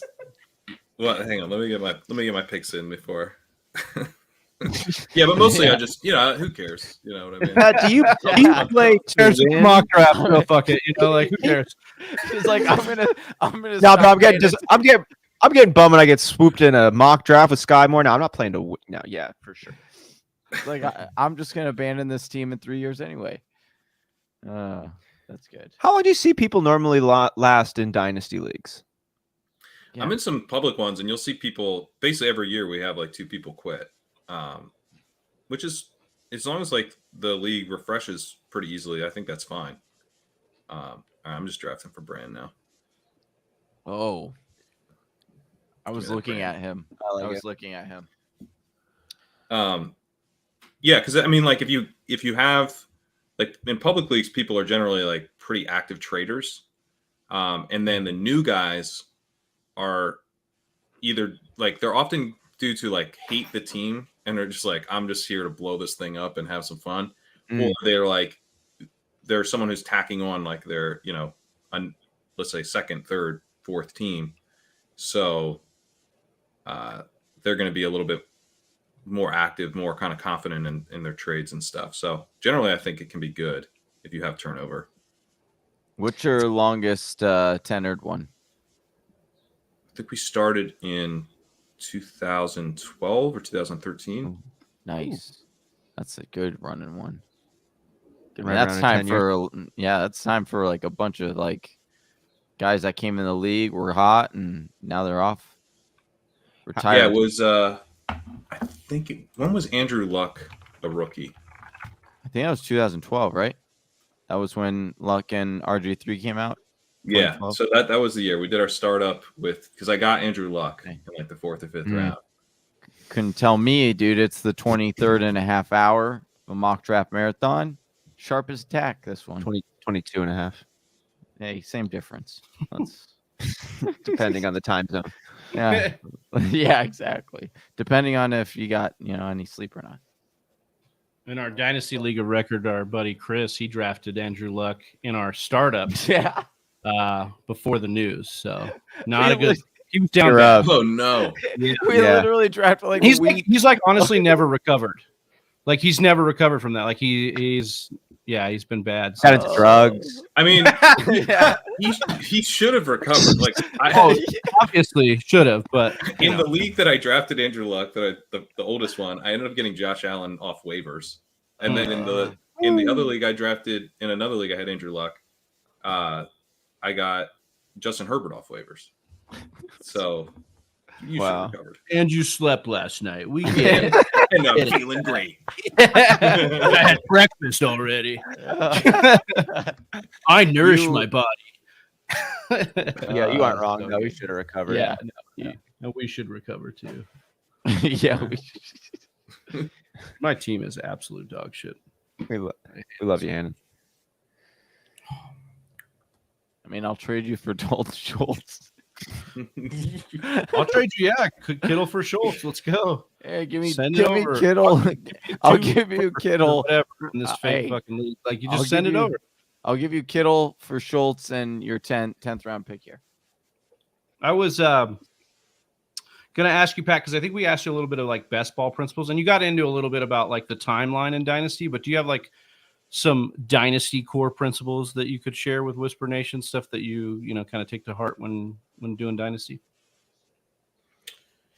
Yeah, I mean, I think the kind of core principle thing for me has been like, that kind of understanding it as like a year-to-year game where the market is going to be really key, and just kind of understanding like the bets that you're making on players, where it's like, a particular guy might feel like a buy low or something. Like Allen Robinson might feel like a buy low, but if like Allen Robinson has a bad year in this Rams offense, he's going to be worth like absolutely nothing. But at the same time, at a certain price, that becomes appealing because you're like, it's all upside. But just like understanding like if you're going to be taking this guy and then he has a bad year and then he's not worth anything, you're in a really difficult situation where you're kind of holding through that. So thinking through the guys whose value is insulated from a poor performance is like just really big. And I think the other thing is like try to be really honest about how good your team is. Plug your team into, like, I mean, I'm not a big like fan of the calculators and stuff for, but just do something to get a sense of like, how good is this team for this year? Like, am I actually in the mix? And because one of the best things I ever did in Dynasty, it ended up fueling multiple championships in that league I was talking about with Kelsey, is that I had Josh Gordon the year that he blew up. And I looked at my team and I'd gone really running back heavy in the startup, and it didn't work out. I had drafted like Monty Ball. Like I had a bunch of like the team was just like I had like Matt Forte kind of as he was aging. So I had a couple pieces in Forte and Gordon where I could have talked myself into like trying to, sell my picks and cobble a championship roster around those guys. Instead, I was like, I don't have the depth. There's a team where you can start up to 5 wide receivers, 2 flexes, 3 wide receiver spots. So I just don't have the depth.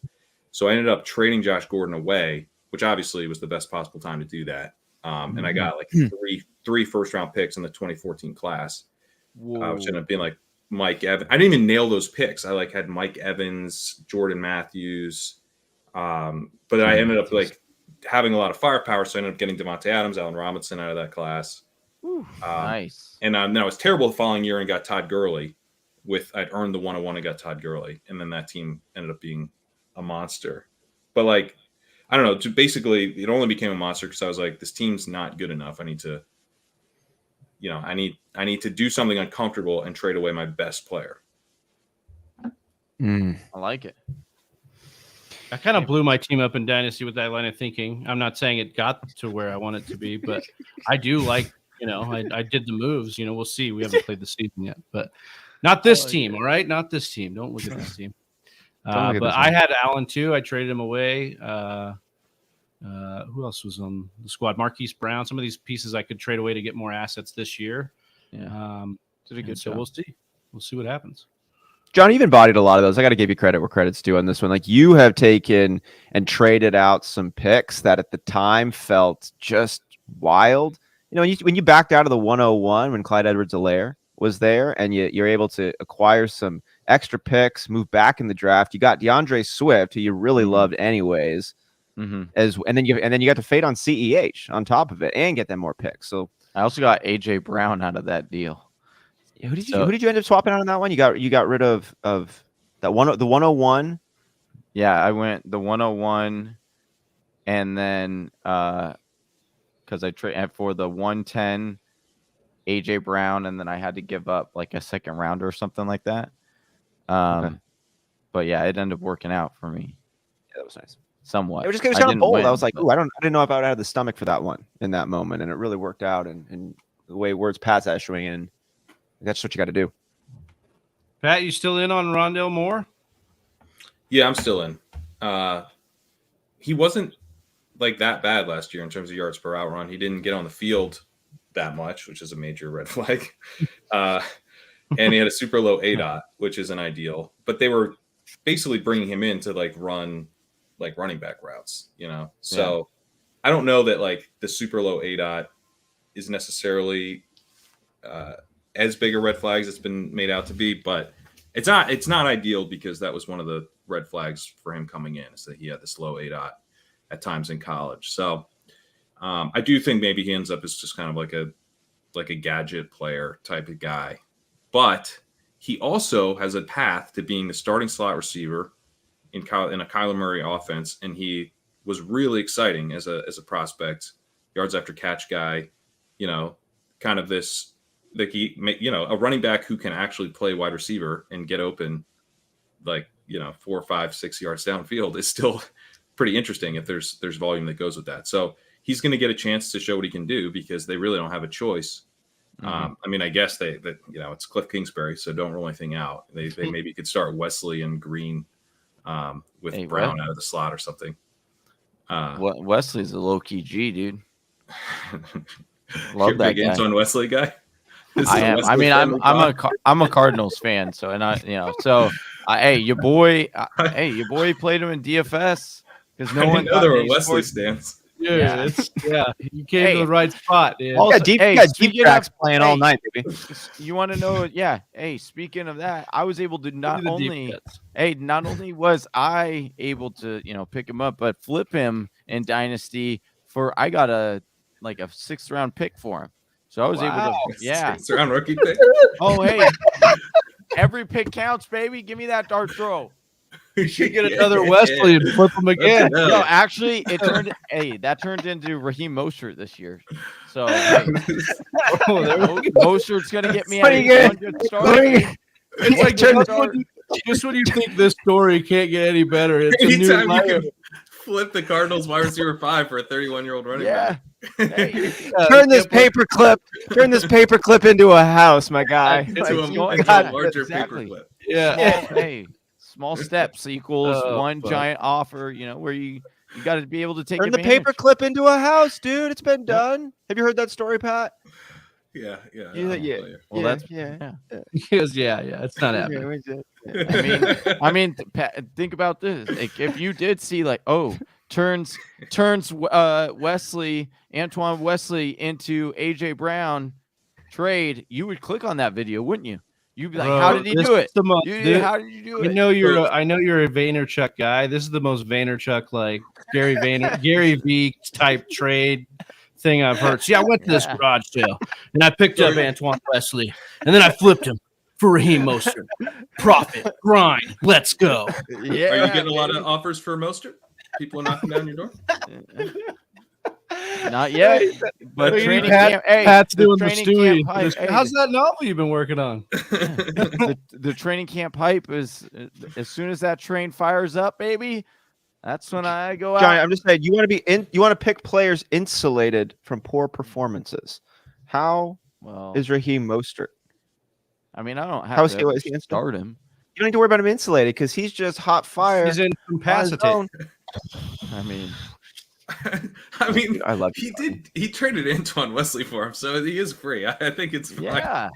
Tell me that's not upside, baby. Well, can't tell me that. Yeah. I just say every little piece counts. Every little dart. Hey, because here's the thing: people love mystery boxes. I don't care how bad or ugly that mystery box looks.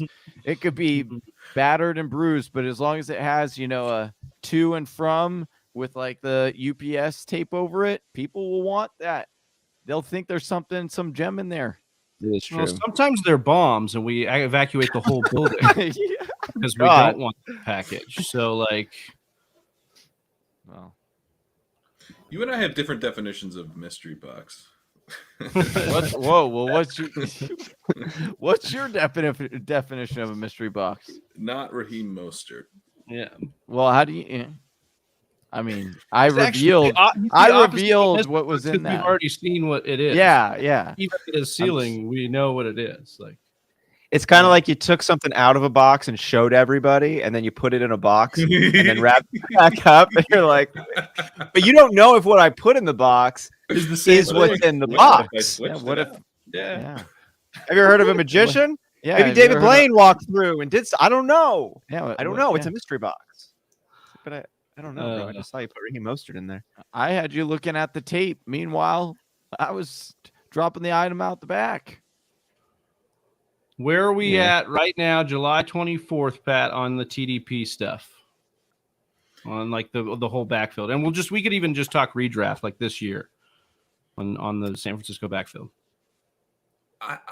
I'm drafting a lot of TDP, but I don't feel that great about it. I'm just sort of taking a blind stab on, they drafted this guy. San Francisco backfield is both valuable and chaotic. So I want pieces. But I'm also drafting a lot of Jeff Wilson. I'm probably slightly over the field on Elijah Mitchell. And I guess I'm not drafting any Sermon. So, yeah. So that's who it'll be. Yeah, that's who it'll be. Yeah. God, if it's Trey Sermon, dude, I can't handle that. Like the fantasy community will be on such tilt when it's Trey Sermon, because we're gonna hear all offseason like we already are that it's TDP and Elijah Mitchell's durability, and it's gonna be like Jeff Wilson and then fucking Trey Sermon because it's just like everybody's dead because obviously all those running backs all they do is ever get injured in that offense. Oh man, Michael Hasty's coming back to reclaim what is his. Raheem Mostert's actually going to get traded back to the Niners, and Johnny wins this whole argument because Mostert comes back. What's going to end up happening is the beat reporters are going to come out, after week 1 and be like, "Oh yeah, he was in the doghouse the whole time.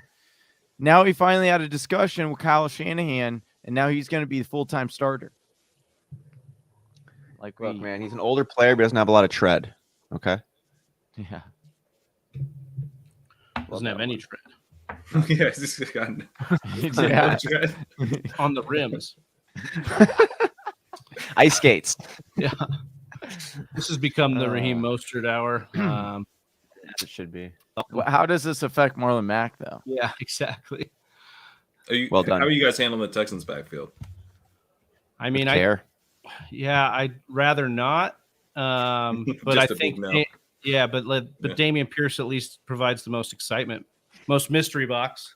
He said he squatted a lot of weight. Box. Yeah, that's what a mystery box. That's an actual mystery box. Yeah, mystery box and squat. Yeah. Where do you tend to land on those guys? Like, because I've heard some reports like, obviously limited workload in college, but very dynamic on the limited workload. Was Dameon Pierce.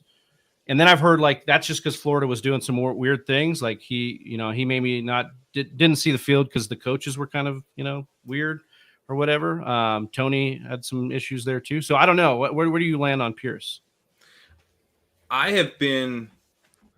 Pierce intrigues me, but not as much as everyone else clearly because I can't get him. I'm not taking him at all. Where's going in best ball? I think he's very expensive. I thought he was overpriced in rookie drafts, but I thought Michael Carter was overpriced in rookie drafts, and he ended up being a good pick. I thought Amon-Ra St. Brown was overpriced in rookie drafts. He ended up being a very good pick. So sometimes, like with these guys that I'm intrigued by, but I think are too pricey, I'm wrong. Pull the trigger. Yeah, I'm like I should get some exposure. So can you give me a list of those guys this year that you are intrigued on for too pricey? Olave is probably one. Olave is probably going to burn me. Is like a guy that I would like to be more in on, but everyone seems more intrigued by. Dotson, I thought would be that guy, but he's so cheap that I'm actually drafting him, so you can cross him off your target list. Hey, and he said he was off of Tolbert, so this is beautiful. No, I've been drafting up perfect. He's not off Tolbert. He just Tolbert's not going to be the number one. Yeah. But yeah, I mean, I think the Florida coaching thing seems a little bit of a narrative to me. Yeah. Yeah, I'm not really buying that. Because the narrative comes from they didn't really play Van Jefferson. Oh no, what fools they were not to play Van Jefferson. I don't think we can throw that in. Kadarius Toney got ejected from his breakout game and clearly has some issues earning the trust of his coaching staffs. I don't think that really says anything about Dameon Pierce. So I do think we should at least you can't completely write off that he was a college committee back, which is a red flag. Especially because he looks like he's going to be a committee back on the Texans. And so you're basically being asked to just ignore that. Do you think there's any possibility of the Texans of this new Lovie Smith, Davis Mills, Dameon Pierce Texans squad coming in and just maybe being not necessarily like more of like better, but like just showing a little more signs of life, being able to move the ball a little bit, being able to execute a game plan a little bit? Or are you just like, no, the Texans are going to keep Texian? I mean, Mills wasn't terrible. And you've got, I think maybe there's some upside, particularly in the back half of the year, where, you know, you could have John Mechie being like a solid slot option. Nico Collins takes a step forward. I like Brevin Jordan as a pass catching tight end. So they could start to feel like this team kind of has some weapons. And Davis Mills, like, obviously Mills, Mac Jones, like those guys aren't going to be superstars from like a fantasy perspective, and probably not from a real life perspective either. But I do think like we're probably a little bit, it's like arrogant, I think, to just be like, oh, this guy's he's hit his ceiling as a passer. Like, we don't know, you know, like these guys could take a step forward in their second year as pure passers. And Mac Jones, you know, was super accurate last year. I think he's got maybe a very high ceiling as a passer, and Mills was solid. So I think it would be, I just don't think we know enough to be able to say like this offense can't take a step forward, because Mills is entering his second year after a solid rookie season that none of us expected. Decent pieces, kind of all around. Oh yeah, decent draft. Another one in the books here, all around. All right, Pat, why don't you walk us through your build here and tell us what you were able to put together? Yeah, I punted off quarterback. I took Tom Brady at the end. I thought about then taking Malik Willis, but I thought maybe he wouldn't get drafted, and I could talk about how I was going to pick him up on waivers in this theoretical league. But he did get drafted, so now I'm bummed. But yeah, I started with Jonathan Taylor, which, I mean, honestly, if you're picking your spot in a startup right now, I feel like 101 through 103 is pretty nice, because you can get Chase, Taylor, Jefferson. Feel good about that. Got Barkley there, which in the third round is my RB2, which feels like the kind of guy, if he gets 80% of the snaps this year and the offense isn't putrid, I think you're going to be able to move off Barkley after the season, and obviously will have helped you a ton. So that felt kind of fun. Went Debo, Drake London, Elijah Moore, Jameson Williams, David Bell, Rondell Moore, Marcus Valdes-Scantling, Mecole Hardman. Took a couple stabs on the Chiefs guys for very, very cheap. Got a couple rookies. Got a couple second-year guys in Elijah Moore and Rondell Moore. Solid veteran star and Deebo Samuel, a little bit discounted right now. So that felt pretty good. Got the elite tight end in Darren Waller. Got Tom Brady, quarterback, who will give me 1 year, and then I'll go out hunting at the easiest position to fill in Dynasty. All right. Well done. That easy. Appreciate that breakdown. Now we asked you to take a peek at the teams. I don't know if you ended up doing that. We had some fire takes here, so maybe if he's taking a look at some of those, without roast or toast style, and then Pat can follow up. Oh, so you're asking me right now to give my take on here? Yeah. You see what I'm doing right now? I'm asking to click. Yeah, man. Podcasting. The game. Yeah, here we go. Oh, let's see. As much as I can't, I'm telling the truth if I'm complimenting Death by Rona, because nothing about complimenting him feels good. But I like the build he put together here. At least it started off like Jamar Chase. Actually, no, fuck that. I don't like your team anymore, Death by Rona. I haven't slept in a long time. I'm not really myself. I'm moving off that one. I'm not feeling it. So let's bounce over to the other side of the board. Ooh, I kind of like some of this interesting builds here with Gatorators. Fun name. Allen, Pitts, Johnson, Evans. It's not as fun as I was hoping it could have been. Johnny, you got one? I like this. I like the fake toast. I like your team. The more I look at it, actually don't It's like actually- it at all. I got a little closer to you, and I'm not. No, never Team mind. sucks, dude. Sorry. Oh, that was man. the one you highlighted, right?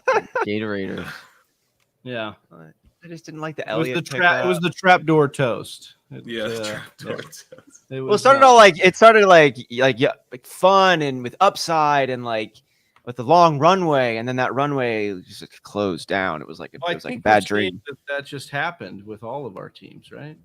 No, I'm just kidding. No, we I'm didn't. setting know. myself up to not be so We all did that, right? That all So happened? I know you guys are all gonna like hate on this, but I actually got to give it up to the computer on this one. It corrected its AI here. And Been listening? Yeah, I was listening and paying attention, and I actually like this build of Swift, Cook, Kamara, Kelsey. Then you get Bateman, Cooper, Mike Williams. And then gets Dak and Russell Wilson, 2 high upside quarterbacks. Goddard as the second tight end. You know, maybe you don't really love the James Robinson, but you know, it's Dynasty. And then you got Melvin Gordon, Hines, and follow that up, just ended with Robert Woods and Jarvis Landry. Well done, computer. You really hated my roast a few mocks ago, and It's always stuck it to listening, me. dude. Yeah, always. So You got to there you get go. this team's first round pick. That's this thing could Yeah. fall off the rails real quick.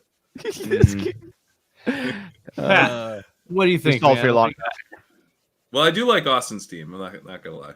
CeeDee Hey, Lamb, thanks, man. Brees Hall, Terry, Olave, Burks. I mean, it's pretty good. Gabe Davis. Why is Gabe Davis so cheap? He's so much more expensive On in best ball Sleeper. than a dynasty. That sleeper ADP has just got him there, and it's Uh-huh. best ball, man. All you guys piss yellow and then drive up all the ADP. ADP. You're responsible for this, Pat. Why are you bitching about it? We're all trying to This is all your fault. He's like, "Oh my God, why is Sky Moore so expensive? You did this. You did it, man." we're all You wrote a song about him and went viral. Yeah. Yeah. Well, so what's the deal with the Snoop Connor pick here? Okay, first off, I like Snoop Connor as a guy who's going to like get some touches week 1, and I just don't hear anybody talk about him as if he exists, like he's not a real person. I think he is. I think James Robinson is out this year. Travis Etienne is not an every down back. Somebody's got to be fill in the rest of the role. This is the first halfback selected by this regime, and I haven't heard any disappointing reports coming out thus far. And I got to that point, where you're moving around and you see a name and you're just like, oh, it's a familiar face that I feel comfortable with. And you just roll with it, because here we are. That was it. Yeah, Imagine- that makes sense. Imagine if Snoop Dogg and James Conner had a baby. I wish I would have taken Zamir White at that point instead. I think he's got long-term upside, former 5-star prospect, the number 1 halfback coming out of high school, tore his ACL, tore the other ACL, but now he's healthy. I think he's motivated, and I don't think they're motivated to keep Josh Jacobs, so I would have taken Zamir White in hindsight. Talk about a black box. I mean, if Zamir White, we're like, I don't even know if we can trust his college career because he's had two ACL tears before he played a college snap, but after he was declared the number 1 running back in the nation. And then he ran, what did he run? Like a 4.44 or something like that. It was pretty good. It was good. It's his Or maybe numbers it's are a good. 4.4 flat. Yeah, he's pretty big. So Yeah. that's a fun It's a really gamble. fun one. Yeah. Got Marlon Mack in the 14th. Super stoked. I Could be a asked. steal of the draft. So Rivers McCown writes for us at NBC Sports Edge, and he like covers the Texans for us basically because he's like a diehard Texans fan, and which is a tough life. But I asked him about the Texans backfield, and he said he thinks his best guess. He's like, I don't know what these guys are going to do, but my best guess is that 55% of the touches go to Rex Burkhead to start the year. No. Nothing would shock me less. He's like a perfect coach guy, and Lovie Smith's like an old head. Like they're definitely going to be like, well, Rex boxed and he falls forward, and That extra yard. yeah, Noshawn Moreno of Houston gets that start, leads the field. Yeah. But also Rex has done this to us before in New England, where he gets that first carry, and then we go after him, and then never call him. Never again. Yeah. Yeah. And he fumbles the very first snap. On I the hate next strong game. locker room presences. All right, you were nice to Austin. Anybody you want to roast here, Pat? Before we get you on the road. I did see Dalton Schultz going pretty early. This team is well done. Well done. No one jumps out. No one jumps out. It's awesome to have you here with us, Pat. Yeah, thanks you so much, man. Yeah, we thanks, appreciate you. Yep. We will. We'll tell the people what you're working on over at NBC Sports Edge and where they can find you. Yeah, I'm working on a best ball article, which should be out in the next, let's say, 2 weeks. And I've got our team previews are rolling out every day at NBC Sports Edge. And we also have right now a series on Monday where we're bringing on beat writers doing division by division previews. So I'll be on tomorrow talking the NFC West. We got a couple beat writers coming on. So check that out on a good football show.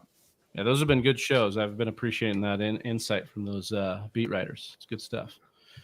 All right. Well, thanks so much, Pat. We appreciate you being on here, and we'll be in touch. We'll talk with you soon. And thanks for being our closing guest, man. Yeah, thanks, super appreciate it.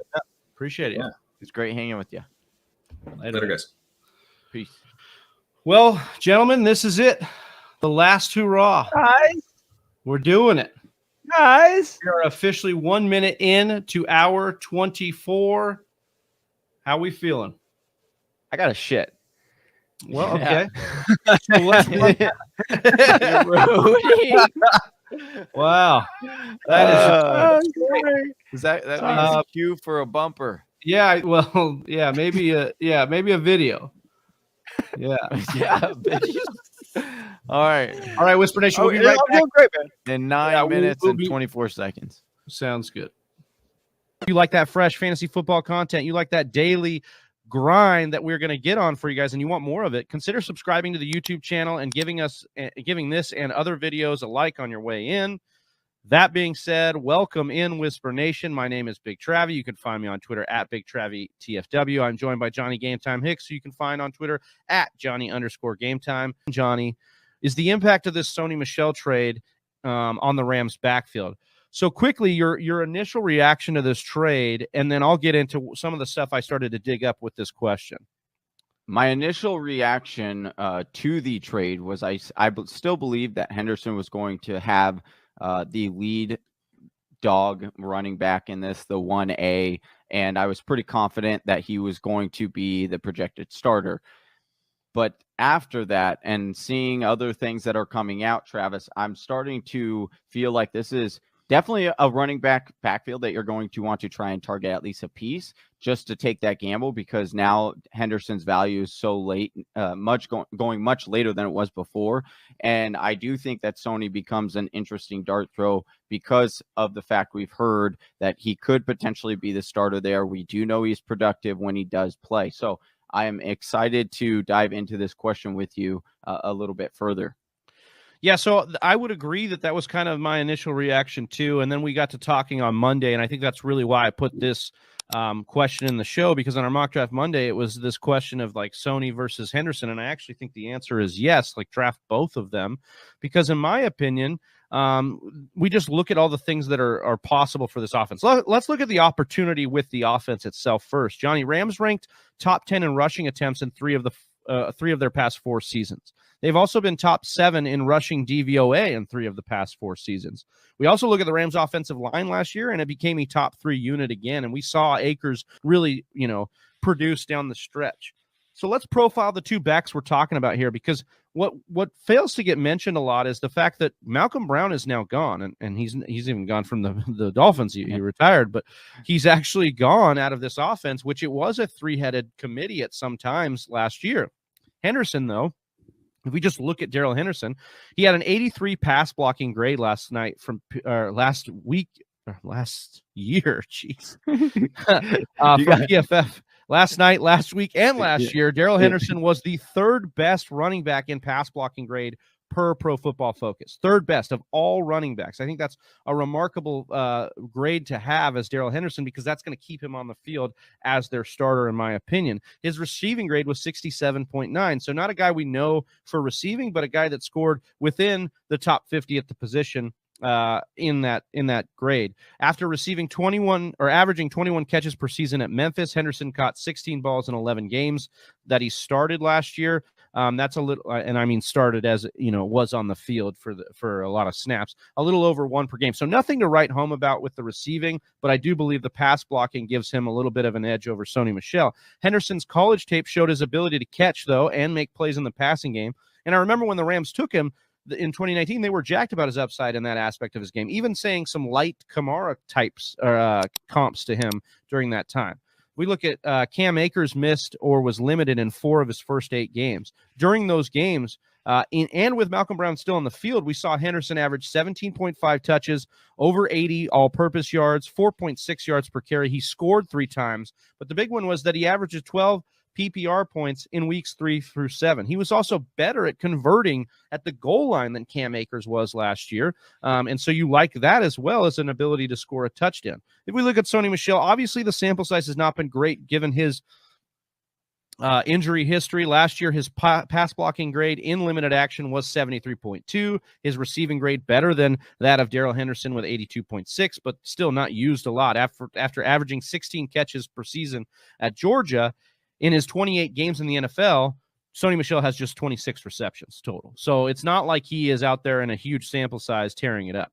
And finally, I just want to talk about what McVay has said, regarding Henderson after this trade. So this is a quote, and I know Coach Speak can get out there, but I tend to believe this one. Darrell is still going to have a really big role, Sean McVay said. Doesn't really change the outlook for him, and then we'll see how quickly we can get Sony up to speed. And I think this is relatively true because they did use Malcolm Brown as a third piece, as a complementary piece. And I do think they would use somebody like Sony Michel as a complementary piece for Darrell Henderson. Now, don't get me wrong. I think you should invest in Sony Michel because should anything happen to Henderson, who hasn't been very healthy in his own right, Sony Michel would step into a very large role. And, vice versa. Should anything happen to Sony, I think, Henderson's upside's even more. But both are being priced very well, Johnny, for an offense that we've seen produce huge numbers at the running back position. The thing that I like about Sony is, sure, that New England didn't use him as a pass catcher, which was a little bit weird because he was so good at it in college. So I do expect Sean McVay to use him much more in that role as he goes there. It did make sense to me when, like heading back to like my first reaction that he was going to take that Malcolm Brown role for them. But it is once again, with Shefty coming out and saying that he could potentially be the lead running back there. And we know how much Matthew Stafford likes to check down. He's always done that to running backs. And then you also look at the fact that, Sean McVay seems to, when he doesn't like a player, he tends to find reasons why he shouldn't play him. Now, I'm not saying he doesn't 100% like Henderson, but if you look at his track record, right, he's kind of proven that he hasn't really loved what he's seen from Henderson by drafting Akers and bringing in some other guys to take his role. So there is a lot of cause for concern for me for Henderson. I think he could start the season off fairly hot. And then, as Sony picks up more and more of the playbook, I could see Sony end up, that's so weird to say. And I don't like saying that, saying Sony is potentially going to come in and take this over. And then you could ride him to the playoffs maybe. But it's a sticky situation now for sure. I actually think that it's not as sticky. I'm just going to stand firm in this. I do believe that it was a depth piece that they picked up Sony Michel. You look at Mr. Miyagi saying he looked great in preseason, but the Rams got him super cheap. Yep, was a super cheap deal. Didn't have to send a lot over to get him. Doesn't make me think that they're bringing him in to be the starter. I think they still believe in Henderson and they want him to be the lead back, and they're going to use Sony Michel in the complementary role. That doesn't mean that I'm not out there drafting Sony Michel. In my last 2 drafts, I definitely stashed him on the bench because, as Johnny said, should anything happen, he could easily be the lead back, and in this offense could lead you home. Right here.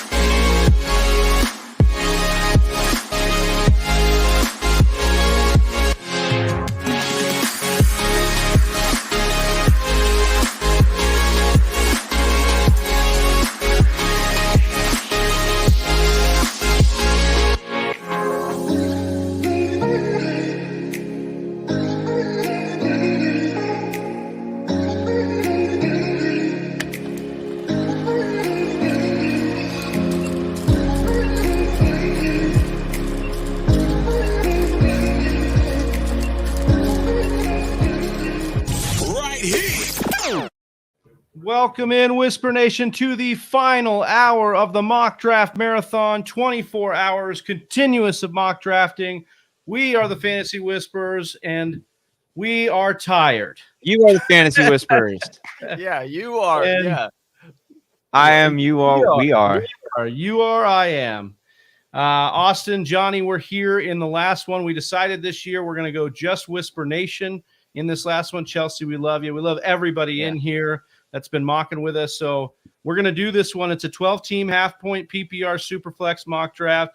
It was initially going to be a 14-team. You can imagine why it was changed to 12 because I did put too many 14 teams leagues in this thing, and it's time to get going here. But we're look at full room. Everybody's waiting. We got some people in our league of record in here. We've got our reigning listener league champ in the cat's pajamas.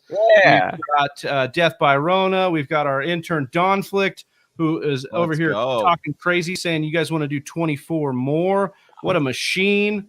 If he want to do 24 more, he's been the real driving force now. This guy's over here apologizing for a 1 hour break. I said, dude, don't even trip. What a machine you've been, Donnie. You are the man, and we appreciate you. Killing it so much. Oh, wow. Let's go. Whoa.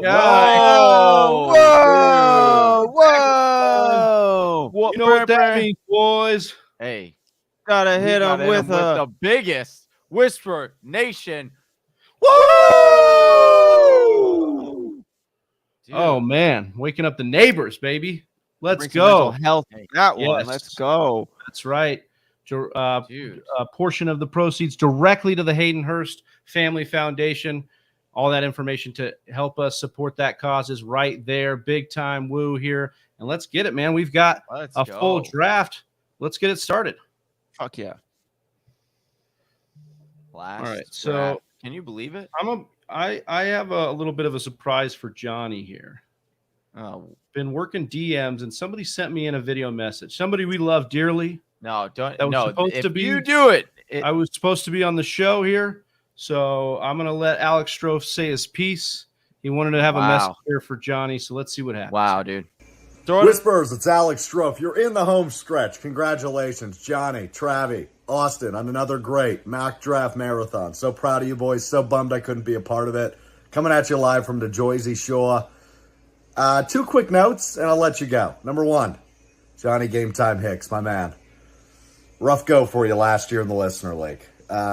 We had a bet, as you may remember, made on this very program 1 year ago, and that was the loser between me and you in the Listeners League last year. Stands on a street corner with a sign that says, I suck at fantasy football. Haven't seen it yet, Johnny. Waiting for that. And I don't know that I can make rules, but I'm going to. Need that done before this year's Listener League draft. Can you do that for me? I'll see you on August 1st for Mock Draft Monday. Better be done before then, too.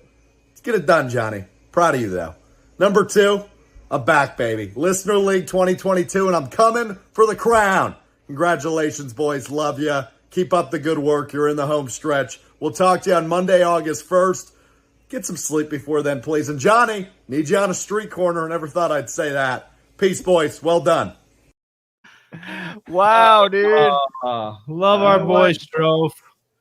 You know, that was worth it right there. He had to miss our power hour, our Strofe power hour, but I love that he came in here and had some stuff there for Johnny. Yeah, first of all, we replaced you, dude. We replaced you with another person from Wisconsin, Jake. That's right. You're not the only hookup we have in Wisconsin anymore, Strofe. And second of all, dude, there's no way I'm letting you replace Strofe. There's no ever. I know. In that video. I'm joshing. That video, it's called a joke, guys. Jeez.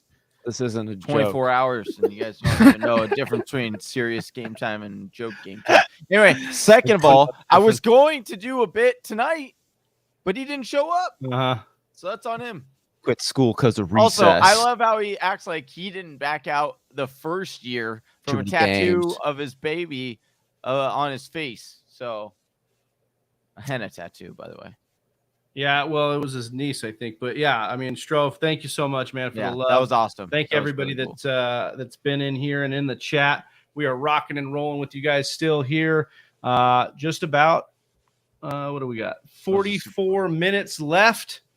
It has been an absolute pleasure to do this. And this year, every year it surprises me. And this year did the same thing, boys. I don't know about you, but it was even better than the year before. You kind of think that going in, and then it just surprised you in a granular way. So I enjoyed it. Are we going to spend the next 13, 14 picks just getting sentimental? Yeah, why not? One having moments of catharticism. Yeah. We've already talked about every player. Come on. Like, you know what's funny, man?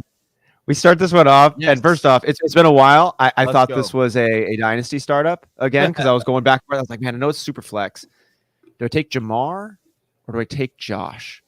And I was like, you know what? I want Josh. Just fucking do it. That's the reason why I went there. Man, I'm glad I did that. I would have been. Yeah, I'd have been bummed if I reread the title. And then I got that double dip that chip. Ooh, that's a fun one, Johnny. Yeah, never had that one in all these mock drafts that we've done in the last 24 hours. So that is kind of fun. I'm excited for this. Something new. That one is so neat. And I like how the Bengals had the Andy Dalton, AJ Green connection. Not teammates in college, but they were both drafted in the same round. I just thought they had a cool journey together, and to see Joe Burrow and Jamar Chase, who did have even more because they go back to LSU. It's such a cool one. I just want to see these two tear it up together for the next decade. Yeah, that'd be fun. We're setting up for a good draft here. Oh, Travis thinking deeply. Travis like, I'm gonna get Cousins here, baby. That was just all the coffee. No, I had to pivot. I was like trying to DM people and thank Strofe and just doing all sorts of things. But yeah, and you got your boy Trey Lance. Yeah, might as well. Only fitting in the last round. Yeah, nice one. Yeah, I did it. I did the way to be real original. You got some sleep. Dude, that was so good. I loved it. Pat was a riot last hour.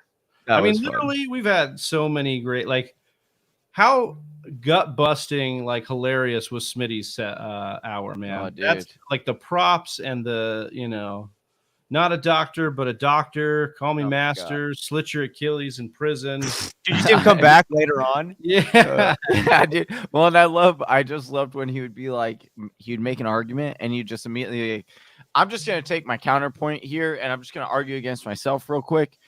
And you just make the revert, it was classic. I loved it. I do want to get to Rob's question because I don't want to just ignore all the fantasy stuff. He says, how y'all feel on 0 RB and PPR, 3 wide receiver, 2 running back, 1 tight end, 1 flex? Does it depend on early, mid, or late pick? 0 running back, PPR, 3 wide receiver, 2 running back. What time? I'm definitely more okay with 0 running back in a 3 wide receiver league than I would be in a 2 wide receiver league, just because I think you're having it weights the wide receivers a little bit, but also it does always depend on what's happening in the draft. You can make it happen. You can, but the hero or anchor running back, I think I just end up feeling a lot better. And you can make the no running back work, but you're going to be spending a long time trying to cover that hole, either trying to make a trade happen, trying to keep your fingers crossed that you hit someone on the waiver. It can happen. You're going to be tense for most of the season. I try to get one. That's what I kind of think. If you can get that one guy. Yeah, I think hero is a good build. If you want to dip your toes in the 0 RB strategy, just go anchor, right? Then you can wait a little while. I do like the anchor a lot because it does allow you because it anchors you. Well, and you get flexibility. It's all about that flexibility. I have found myself in feeling comfortable though with all these mocks we've done with that situation of running backs, with the Kareem Hunts and the Tony Pollards and the Ramondre Stevensons. If you want to go no running back, there's some guys that are interesting, but I still wouldn't feel awesome about it. Need someone to get hurt. Dude, everybody clamoring for these listener league spots. I'm telling Donnie over here, I'm thinking we're going to have to go 16 teams. We're going to have to bump it up a couple, get some people in. Oh, my gosh. 16 teams, super flex? Yeah, he's quad flex. Yeah, quad. Hey, tight end premium. Oh, man. Now that Raheem Mostert pick is looking pretty nice. Yeah, Let's go. You ready for some fun, boys, in last hour? Let's go, baby. How fun is that? Oh, you're having fun. Let's go. If you go Hayden Hurst next, unless you do that, you're nothing. No. You already know. You already know where I'm going. Oh, yeah. Would you just look at it? Ooh, Aaron Jones. That was a good one. We got any favorite moments, Austin, so far? It's a little hard right now with the limited brain power, but if you got one. I mean, I think the thing that I overall, I want to say just like it's been really smooth in a big sense, but like, you and Donnie have really helped make sure that has gone down that way. But I'm kind of preaching on to like it just feels nice to be in year 4 of this and to kind of know how we move it and yeah. I mean, I'm into brain power also. Well, no, I feel that. I'll just say a peek behind the curtain. Johnny on the clips to be able to actually like take some breaks per episode, like per mock, has actually been something we haven't really done. Like where all 3 of us could hop off. We could let Whisper Nation enjoy some of the work we've been after. That was a beautiful part of just making this thing very smooth. But yeah, really the MVP here has got to be Donnie crushing the Twitter, coordinating with the guests. We made 24 unique threads for each guest, and we have highlights in there. I mean, there's some great clips that Donnie clipped out here, and we're just excited to keep sharing that with you. No doubt. Here, following up on Rob's question, reverting back to your hero running back, does it work in the mid to late round of the drafting PPR? I think it does. I think that we have more viable running backs right now than we've seen in years past, with more committees being involved, more efficient running backs being on the field. And when it is PPR too, it also is going to push those running backs a little bit further down as it's got a more premium on wide receivers. So you never know. It's going to be a risk, but it's one that, depending on where you're drafting from, there's going to be some options. Oh, I like Breece Hall, Travis. Ooh, but I like Travis Etienne. It also depends. Like, it's kind of nice if you're drafting, in the next couple weeks before you get these major hype pushes, because you can really find value and like find a good. You could fully give your team depth, I should say, when you do it earlier. But it's not, you always risk your player going down before the season even starts. So depending on when you do draft, you can also get a little bit more sense of where you should or how you should draft. But always be water. We do know that. Always be ABW. Water. It's like we always say. Always drink water. Always drink water. Always drink water, like we say. Dude, wonder if Matt Harmon went through that whole bottle of water yesterday. Oh, probably a few times. The motivational quotes. Yeah. That's what we say. He writes you can do it. Keep going. Does your water bottle have motivational quotes inside of it, Travis? Yeah, just a bunch of stickers. It's actually Cassie's, so it just has her, Flagstaff. It's motivational stuff for her. As we're coming to the end of the draft here, what are some takes that have shifted for you? We've gotten a chance to mock and talk with a lot of fantasy greats. What are any needle movement you feel yourself having experienced? That's tough. I don't know if I can remember. I didn't move at all. Seconds ago. I definitely had some opinions change, and I remember that. And I remember going into the next draft and then like drafting that player, trying to workshop it a little bit. Cook is one. James Cook. Much more willing to take him now. I wasn't even touching him before, but me too. Slightly. Who's the other one? I think Travis Etienne. Now I was in on Travis Etienne, but with the way Dwayne's like Albatross, man. Yeah. Well, Albatross play. The way Dwayne was talking about it with Jamal Charles and some of these other guys, Chris Johnson, that weren't supposed to be that. That line when he said, the guys who weren't supposed to be these every down backs, Jamal Charles, Chris Johnson, and they just destroy the league. Yeah. Oh, no. Oh, yeah. Oh, man, my team was so perfect before that. Yeah, you didn't get to get another Bengal there. No, dude. Oh, my God. Are you kidding me? I could have DK. What a sexy. What about you, Austin? Start. Any players shifts? Those guys were all there for me too. I think the big one's there. A lot of guys on Hannon's team.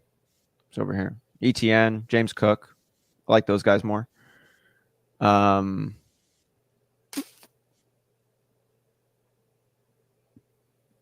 Yeah. Those are the biggest shifters. How do you feel about Zach Moss, Big Trevi?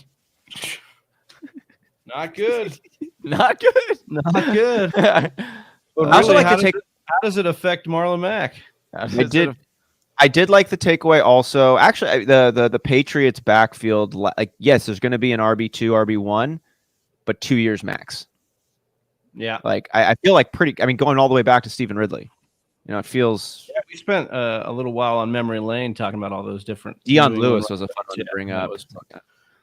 Who has higher upside, Tua or Matt Ryan?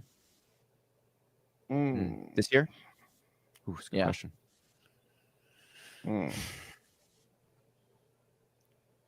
Tua. Who has higher upside? He's got a more complete offense, I think. I'm going as far as pass catchers. I think I'd just pick Ryan because he's done it before. Yeah, I mean, I get that. We're not asking which safer though, right? The question is more upside, right? Yeah, who has more upside? Because it's my wires or my QB2, or it would be my QB2, and I have Joe Burrow, so I could go either way. Like I could go floor play, and I think I'd with Matt Ryan if that's the floor play. But does Tua actually have top 8 potential? Maybe. I don't think so though. It's only crazy until you've seen it. How many simulations do we have to run for him to get there? That's I don't know. I just don't know enough about it, which makes that's the thing, dude. It gives Tua has mystery box appeal, so I guess he's got the higher ceiling. I want to be I want to be optimistic and give the benefit of the doubt to Tua because I thought he got the raw end of the deal for a couple of years in Miami. But sometimes these franchises know more than us. They see the player all the time. So maybe there is a reason why they've kind of done what they've done with Tua. So or maybe they're just crazy like the Eagles and doubted Hurts. Yeah. Oh my gosh, man. Anytime players got sniped or analysts got sniped, it was the funniest thing. I love that. It so much every time. I go through all the whole clips when we're done and just clip out every time an analyst got sniped. Just Donnie, I love how authentic it is. It's so good. So good. That stands out to me so much. The legit pain that shoots through somebody when they are getting sniped in a mock draft in July. I won't lie. It was really hard when Moody was on because Travis literally sniped me 3 times hard. And every time I just wanted to be I want to be damn it, Travis. But then it's Moody's, nice guy. Well, yeah. Is there a nicer person in the world than Eric Moody, man? That guy was an absolute treat. Just based on the numbers, probably. I mean, he is. No, he's great. Moody is the freaking man. Based on his ADP. Every time I'd be hey, will you talk on this guy? He's I'd love to do that for you. Yeah. Dude, thank you, Moody. And then just insights. Yeah. Just fresh. Oh, yeah. Even tempo. Love to hear Whisper Nation's favorite guest. Drop some memories in the chat. Let us know who your favorite was, favorite moment, favorite quote, favorite nugget. Man, a lot. Oh, chicken nuggets sound good to you? Yeah. Or chicken tenders or food. Chicken strips. Chicken strip. I'd like to strip a chicken. Wait, what? What? What did you say? We're live. Hour 24. If you haven't subscribed yet and you've been watching this long, I want to know what they're holding out for. yeah. What do you mean? Probably haven't convinced you. So here's a little bit more convincing. Damn, Travi really wanted Kittle there. I mean, Yeah. Reach that's for good your value. guy. Not to reach at all. Oh, look at I see what Travis is doing here. Fell to him pretty late.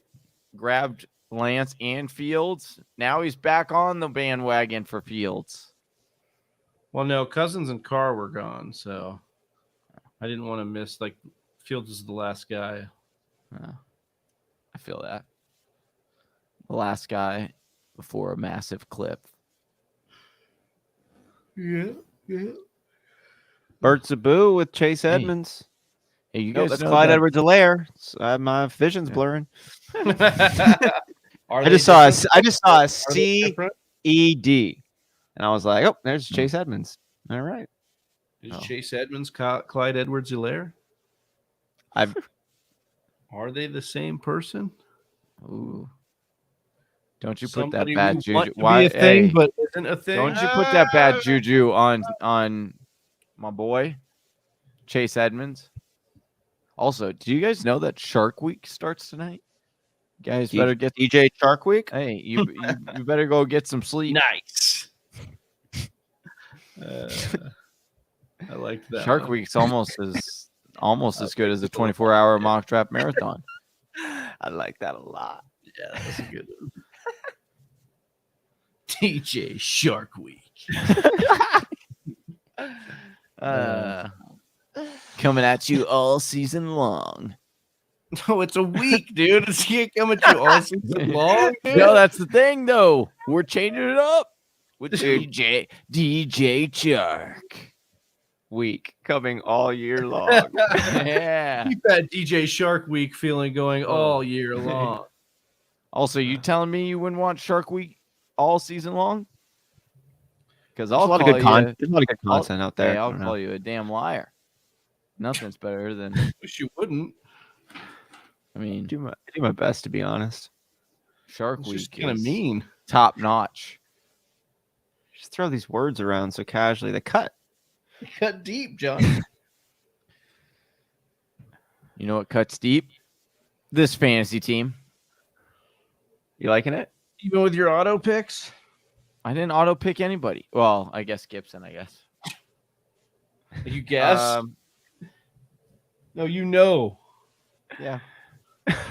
Dropped this fucking peanut M&M, and I mean, pick but it I up. wouldn't have picked. I'm okay with Gibson there because I needed a running back. I wouldn't have picked any other running back over him there. Maybe, and I haven't drafted him at all this whole entire mock draft. So we're just trying new things. Even in hour 24. Oh, don't do it. Don't do it, Reed. I'm about to. Oh, man. This team is going to be so good. It's going to win all mock drafts. Amazing Oh, donations. baby. Yeah. Rolled through for the Hayden Hurst Family Foundation. Chris Hannon with the most recent one. Yeah, Stepmom Lauren. Steph Smalls. Ryan Weiss. I mean, a bunch. Joel Worth. I mean, everybody Yeah, was we had. donating to a great cause. So that was pretty awesome. That was awesome. That was really awesome. Great energy by all our guests. Yes. Yeah. Got to say some of the clutch ones on the morning, bringing us through as always. That's always a joy when we get those guests in the morning that just really, they've had the coffee, they've had the breakfast, and they're ready to just drag us through this thing. Oh, And it's man. amazing. It's really nice sometimes when like leadership just comes in and just pulls you through the darkness. Yeah, that is for sure. They recognize that's true leadership. Dude, Moody last year Oh yeah. really helped us. Like, really helped us. Dave Kluge did too. We're a little bit better than we were then. Almost Johnny as wants good to as know, we were. are y'all passing out after this, eating, partying? What? I just tried to tell you, I'm gonna go watch Shark Week. I think I'm actually gonna go toss that some chicken disc golf. Oh, gonna nice. go- I think Are we're you gonna go some do disc? Yeah, I think we're gonna go play disc golf. Zabo and Hannon showed up, and they're gonna go play already. And Chris Thomas messaged me. He's like, "Oh, you want to go play disc golf?" And I'm like, "Dude, mock draft marathon." He's like, "Oh, well, you're technically done at 10." And I'm like, "Fuck, dude." But then I'm just like, "Well, did that break? You know, it slept for like 90 minutes. Nice. You know, dude. it's there.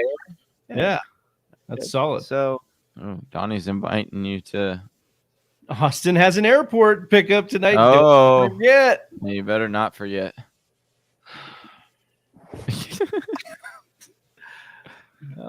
Oh, Big Trappy, you're on auto, dude. Oh, you drafted your boy. I swear to God, dude, I'm gonna go pick Chelsea up from an Uber dropping me off, and then I'll call an Uber to pick us up. Well, like I will take an Uber to the airport. You better not forget it. We're gonna pick it up. I don't know if I can make the drive. I won't put myself in a dangerous position. Yeah, I don't know if you can. She wants me to drive in an unsafe position. Well, I think That's she not just true. wants to ride. Yeah. I don't know that she wants to.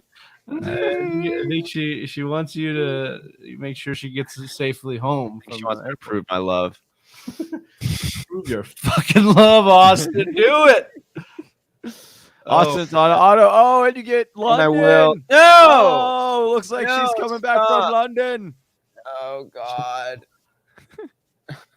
Dude, this is. Dude, Johnny with the most bro comments here. He says, "Bro, you frisbee golf, dude? Come throw with me at Huntington Beach." No, I love you, Donnie. It's just if you read it in the bro voice, it's amazing. I haven't. It's been at least 10 years. Yeah, you guys do know that a week ago they said Penny was getting the workhorse role, right? Yeah, Yeah, that's why I've been drafting him, Scott, all over the place. Yeah. You're realizing we're auto drafting on absolute fumes, Scott. Well, are you really gonna? Scott of course gets you are. him. It's the first time Scott's got him. Yeah, bro, he's been saving that line the whole 24 hours for when he was able to finally get him. And then he's like, "Don't you guys know?" Got him last minute. Yeah, dude. See, a lot of people are getting into the rip disc, dude. Donnie picked it up last year. We're late to the trend. I found myself, speaking of trends, I found myself grabbing a ton of Tony Pollard in these mocks, just like kind of there. I'm just kind of biting into the upside.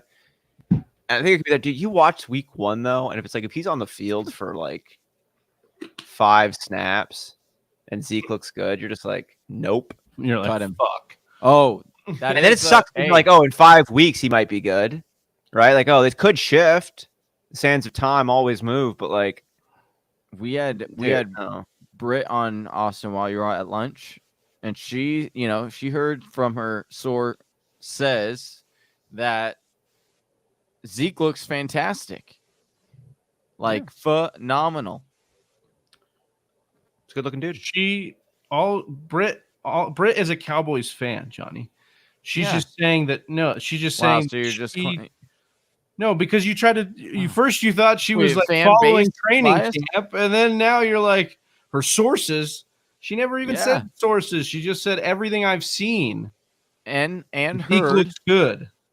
So her source says have told it that Zeke looks great and phenomenal, and that you need to draft him.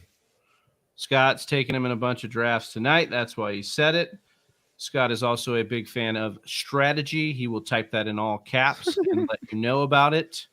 So make sure you're being strategic in fantasy football. Or our resident boomer will let you know. I do like strat talk. Scott, you honestly had way more endurance than I would ever give you credit for. You are the man coming in here mocking with us all the time. And honestly, we love to have a little bit of the heel in here, and you provide it. And Scott, we love the role you play, man. You're amazing.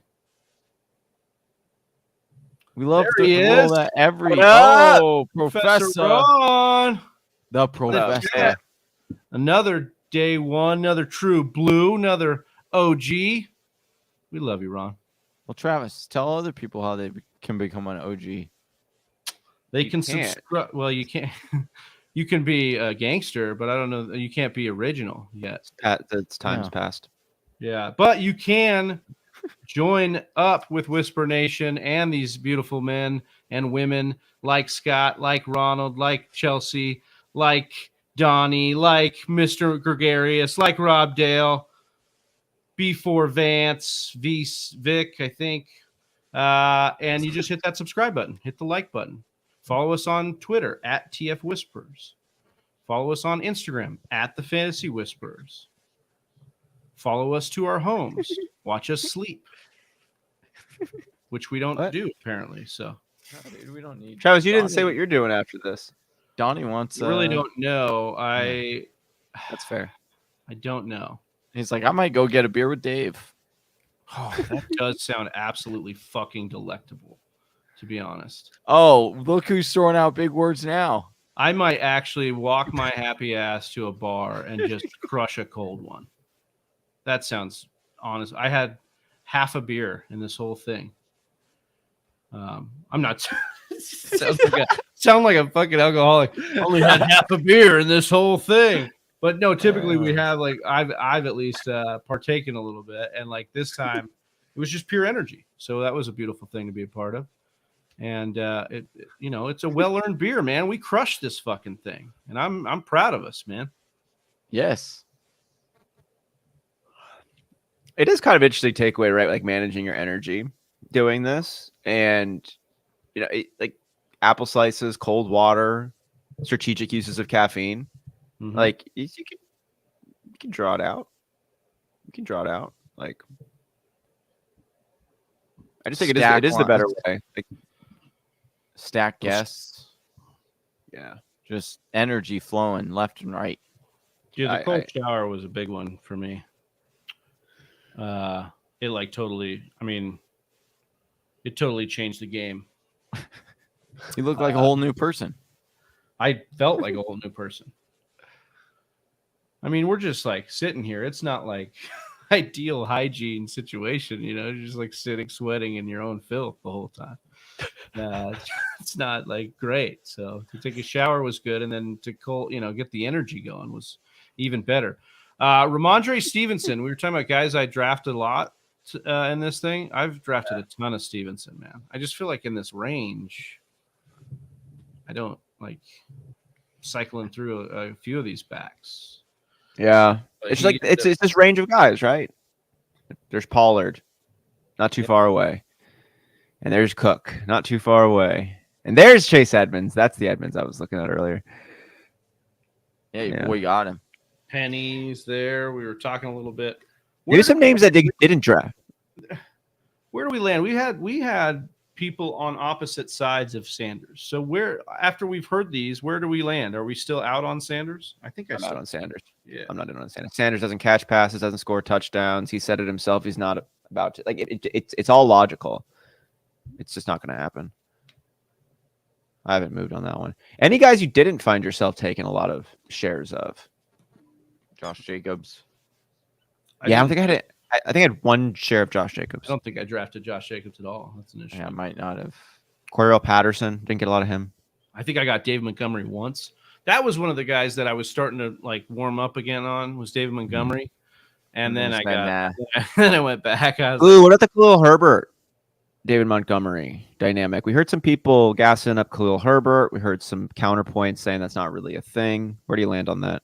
I think I'm kind of still where I'm at. That like you are either a Monty stan and you think Herbert like is just going to stay relegated, or you're a person that sees objectively, like in my opinion, Khalil Herbert does have a shot and he's going so cheap. You might as well snag him and then churn him if nothing happens. Like if you're not going to be upset if you drop him and then 5 weeks later Monty goes down with injury. But at least pick him up and see if something happens to Monty, because he's definitely a 1-for-1. And then if we get into the back half of the year, you still have the ability to hold on to Herbert. I think, they could start using Herbert a little more. Johnny's saying he got Zeke a lot more today than expected. Ronald saying he got Jacobs in a few drafts. Zeke's an interesting one, man. People are pretty polarized. Yeah, on Zeke. Yeah, there's definitely a group of fans. Well, I liked Smitty's take too. He said, "Look, it's just it's the volume thing. At this point, it's really hard. It's volume and wear and tear, and even if we like the role, like maybe the market's kind of been right on like trying to stash Pollard each and every time, and we've been wrong on the year that Zeke's fallen off, and maybe this will be the year. Maybe that's how you got to look at it. The problem is Pollard is it's pretty penny. It's a 9th rounder. It's kind of pricey now. Yeah. Yeah. I mean, 9th rounder in a super flex. It's even higher, 7th, I think. Yeah. Regular. Well, we're in the 12th round of this mock draft. Yes, we are. Yes, we are. Final 2 rounds. Nice. Good job, man. Just like another endurance grinder. Gruden grinder. Not gonna be with me. Not. Let's see here. Oh, I'm gonna stay in the car park till you finish. Thanks. Oh, appreciate you. I'm Thanks for starting with you, man. That's cool. He's that embarrassed to take us anywhere else outside the car. I appreciate. No, I'm just kidding. Speaking of, spanked this draft. Yeah, you always do, Scott. Always, brother. Always. There isn't a team that you've drafted that you didn't like. So, I mean, I will say that I will give it to him. He does have a pretty solid team there. Kyler and Tom, DJ Moore, Amon, Hopkins, Tony, Lockett, Watson. Those wide receivers scare the shit out of me. Like, wait, we just talked about how Amon was like. I like Amon. That's about it, though. I mean, you don't like Tony? Tony's got upside, but that could be one that I would argue that I've kind of been back and forth on, because I came into this being in on Tony and the value. But his ADP got a little steamed up too. But the girls from Ball Blast, Kate and Michelle, talking about like we're looking at a very small sample size of Tony, a bunch of headaches and other issues, and we're trying to make a case, so it's a little tough. Scott loves Tony. I don't know. I just think for what you're having to pay for him. Well, it used to be that way, but now he's going like into the 9th and stuff. So, or again in Superflex. You know it. QB Armada. Oh man, Austin. He's going for. He's got 5. I think. What is that your record? Mm-hmm. I'm going for 6 here. What do we got after this? After this round? Another round. I can either get that tight end everyone tried to poo-poo my last 5 quarterback build with, or I could stick to my guns and get myself a 6th. Like, real talk though, I think it's at least in the other one, it was totally like it's a totally serious move on it. Like when we're in the super flex and people are just getting 2 quarterbacks. No, not the Drew Brees one. That one. Oh my god, I forgot about that. Oh, dude, that was classic. No, but I think like remember Couch was talking in the super flex when he picked up like his 4 quarterbacks. Trying to hedge the bets, picking up a quarterback late. Like, I mean, in a super flex, you have a problem getting Jared Goff, or should I really be rolling the dice on like DJ Chark?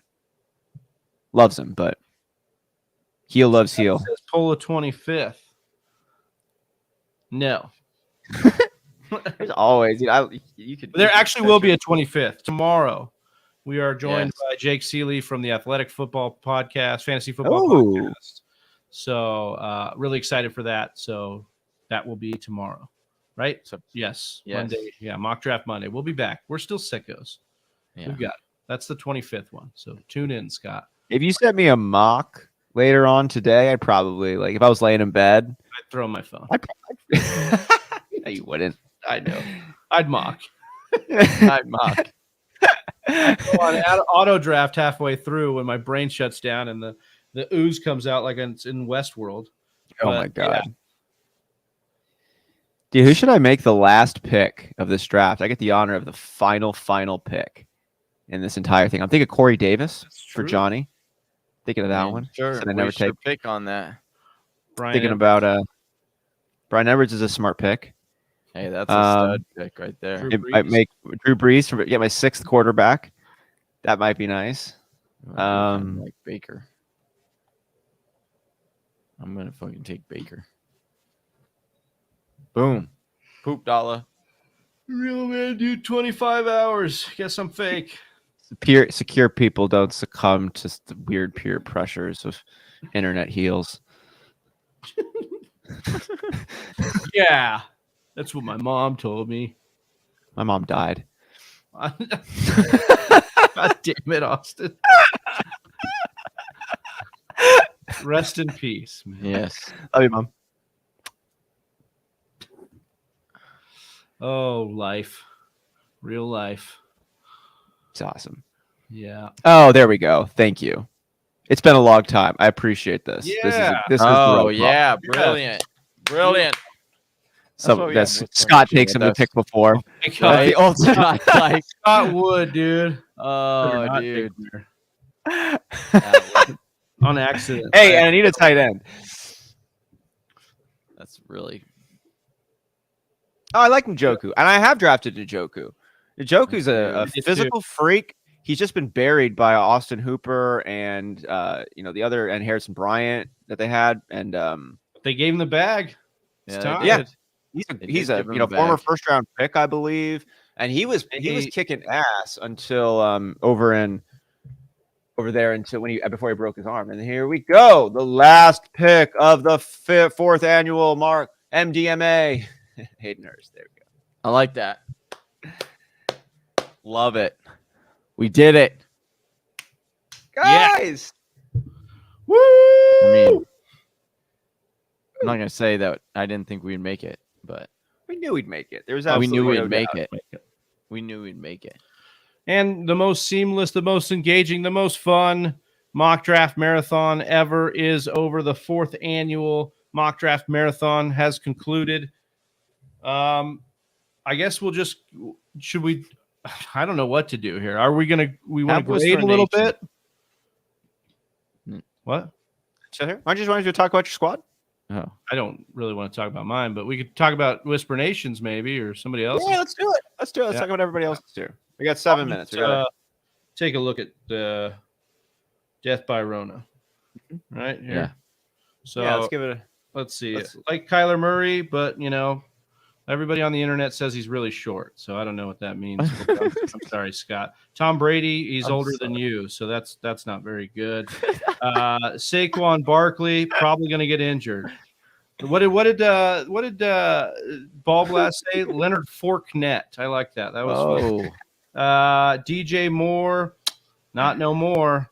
With Baker. Wow, dude. Amon-Ra St. Brown. Well, there's just too many people in Detroit here. DeAndre Hopkins, he's suspended. He's not going to be good without roids. Yeah, he's done. Vitamins.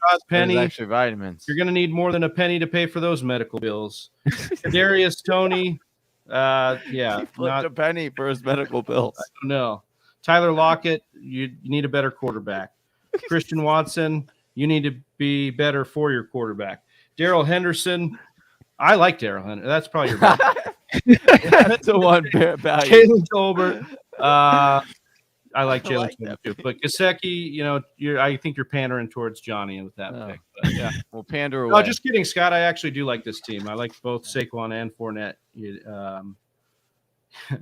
Fournette actually now goes by Chubb. That's funny. Oh, fat jokes. They are funny. That's good. Anybody else? Anybody want to roast, toast? Anybody in here? I went to Cast Pajamas, starting on the backside over here. He's had some pretty good drafts on this one. Prescott Wilson. It's a super flex. It's fine. It's fine. Tyreek Hill. Too busy. Hill, Johnson, Mooney. I like that. Aaron Jones. I love Aaron Jones. Jacob Dobbins, Damian Harris, Cordero Patterson, though, do make me a little bit nervous. But you got 3 of them. Still nervous. I like Kirk. That's another guy I'm a little bit more on than I was coming into this draft. People have talked shit on Christian Kirk. Ladies from Ball Blast talked a lot of shit on Christian Kirk. I still like him. Mm-hmm. I like him, especially as late as he's got in on it. Yeah, and then Njoku Fant Mac Jones is the third quarterback. Yeah, that's cool. Yep. Johnny, you got a team you want to take a look at? Oh, if I can click out of here. Trying to. Our boy Donnie, man, has been drafted. I know he's been killing it on this draft. Yes. I do like conflict. He's give him a shout out. Had a lot of impressive drafts. Just been really good. I like the way he's brought an upside. Gets Herbert, Kelsey, Carr. I love starting out with that. Then you get Zeke, Monty, Jacobs. Then even going down to get Isaiah Spiller and James Robinson in 11th and 12th. And then you get Bateman, Renfro, Smith, Lazard, Galladay. Then he's a Seattle fan, so he gets Drew Lock in the last round. I'll take it. I think he has upside. Yeah. All right. I like it too. This is it. Any last takeaways here? About 3 minutes. Yeah, that's more than enough time for all of us to talk. Did you know us? No, yeah, exactly. Jesus. You're trying to say goodbye? Yeah, come on now. All right, Johnny, why don't you start us off here, man? Just any final words here about the Mock Draft Marathon 2022? Just how awesome it was to have everybody join us.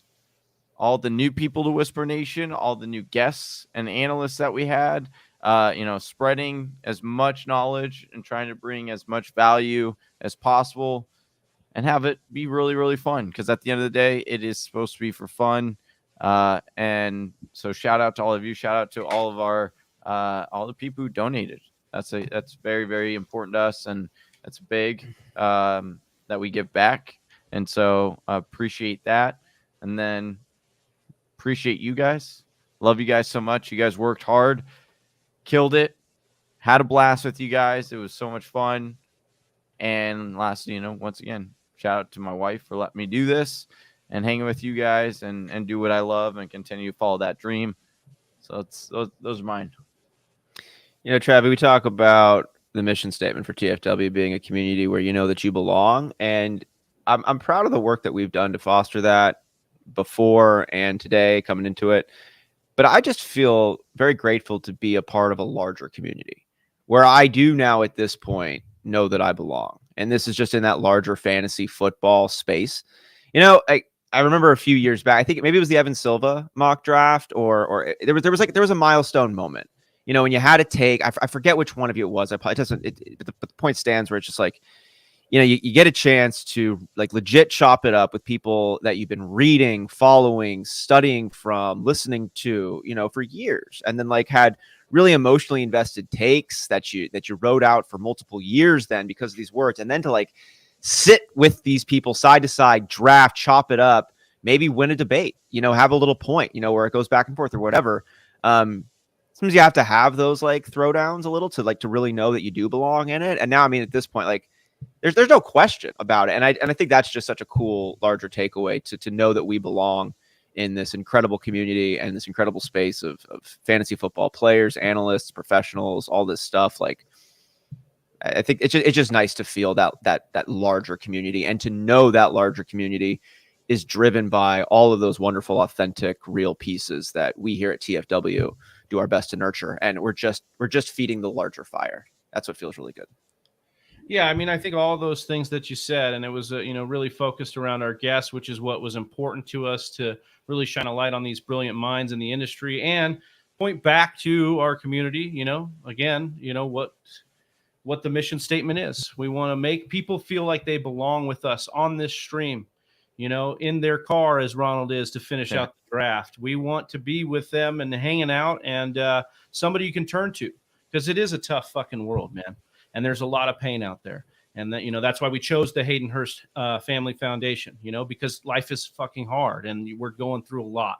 And I just think if we can provide somewhere you can go, that's a bright spot, for you to be at and feel like you belong, then I think we're doing our job. And I don't come away from this thing or anyone that we've done feeling like we don't make that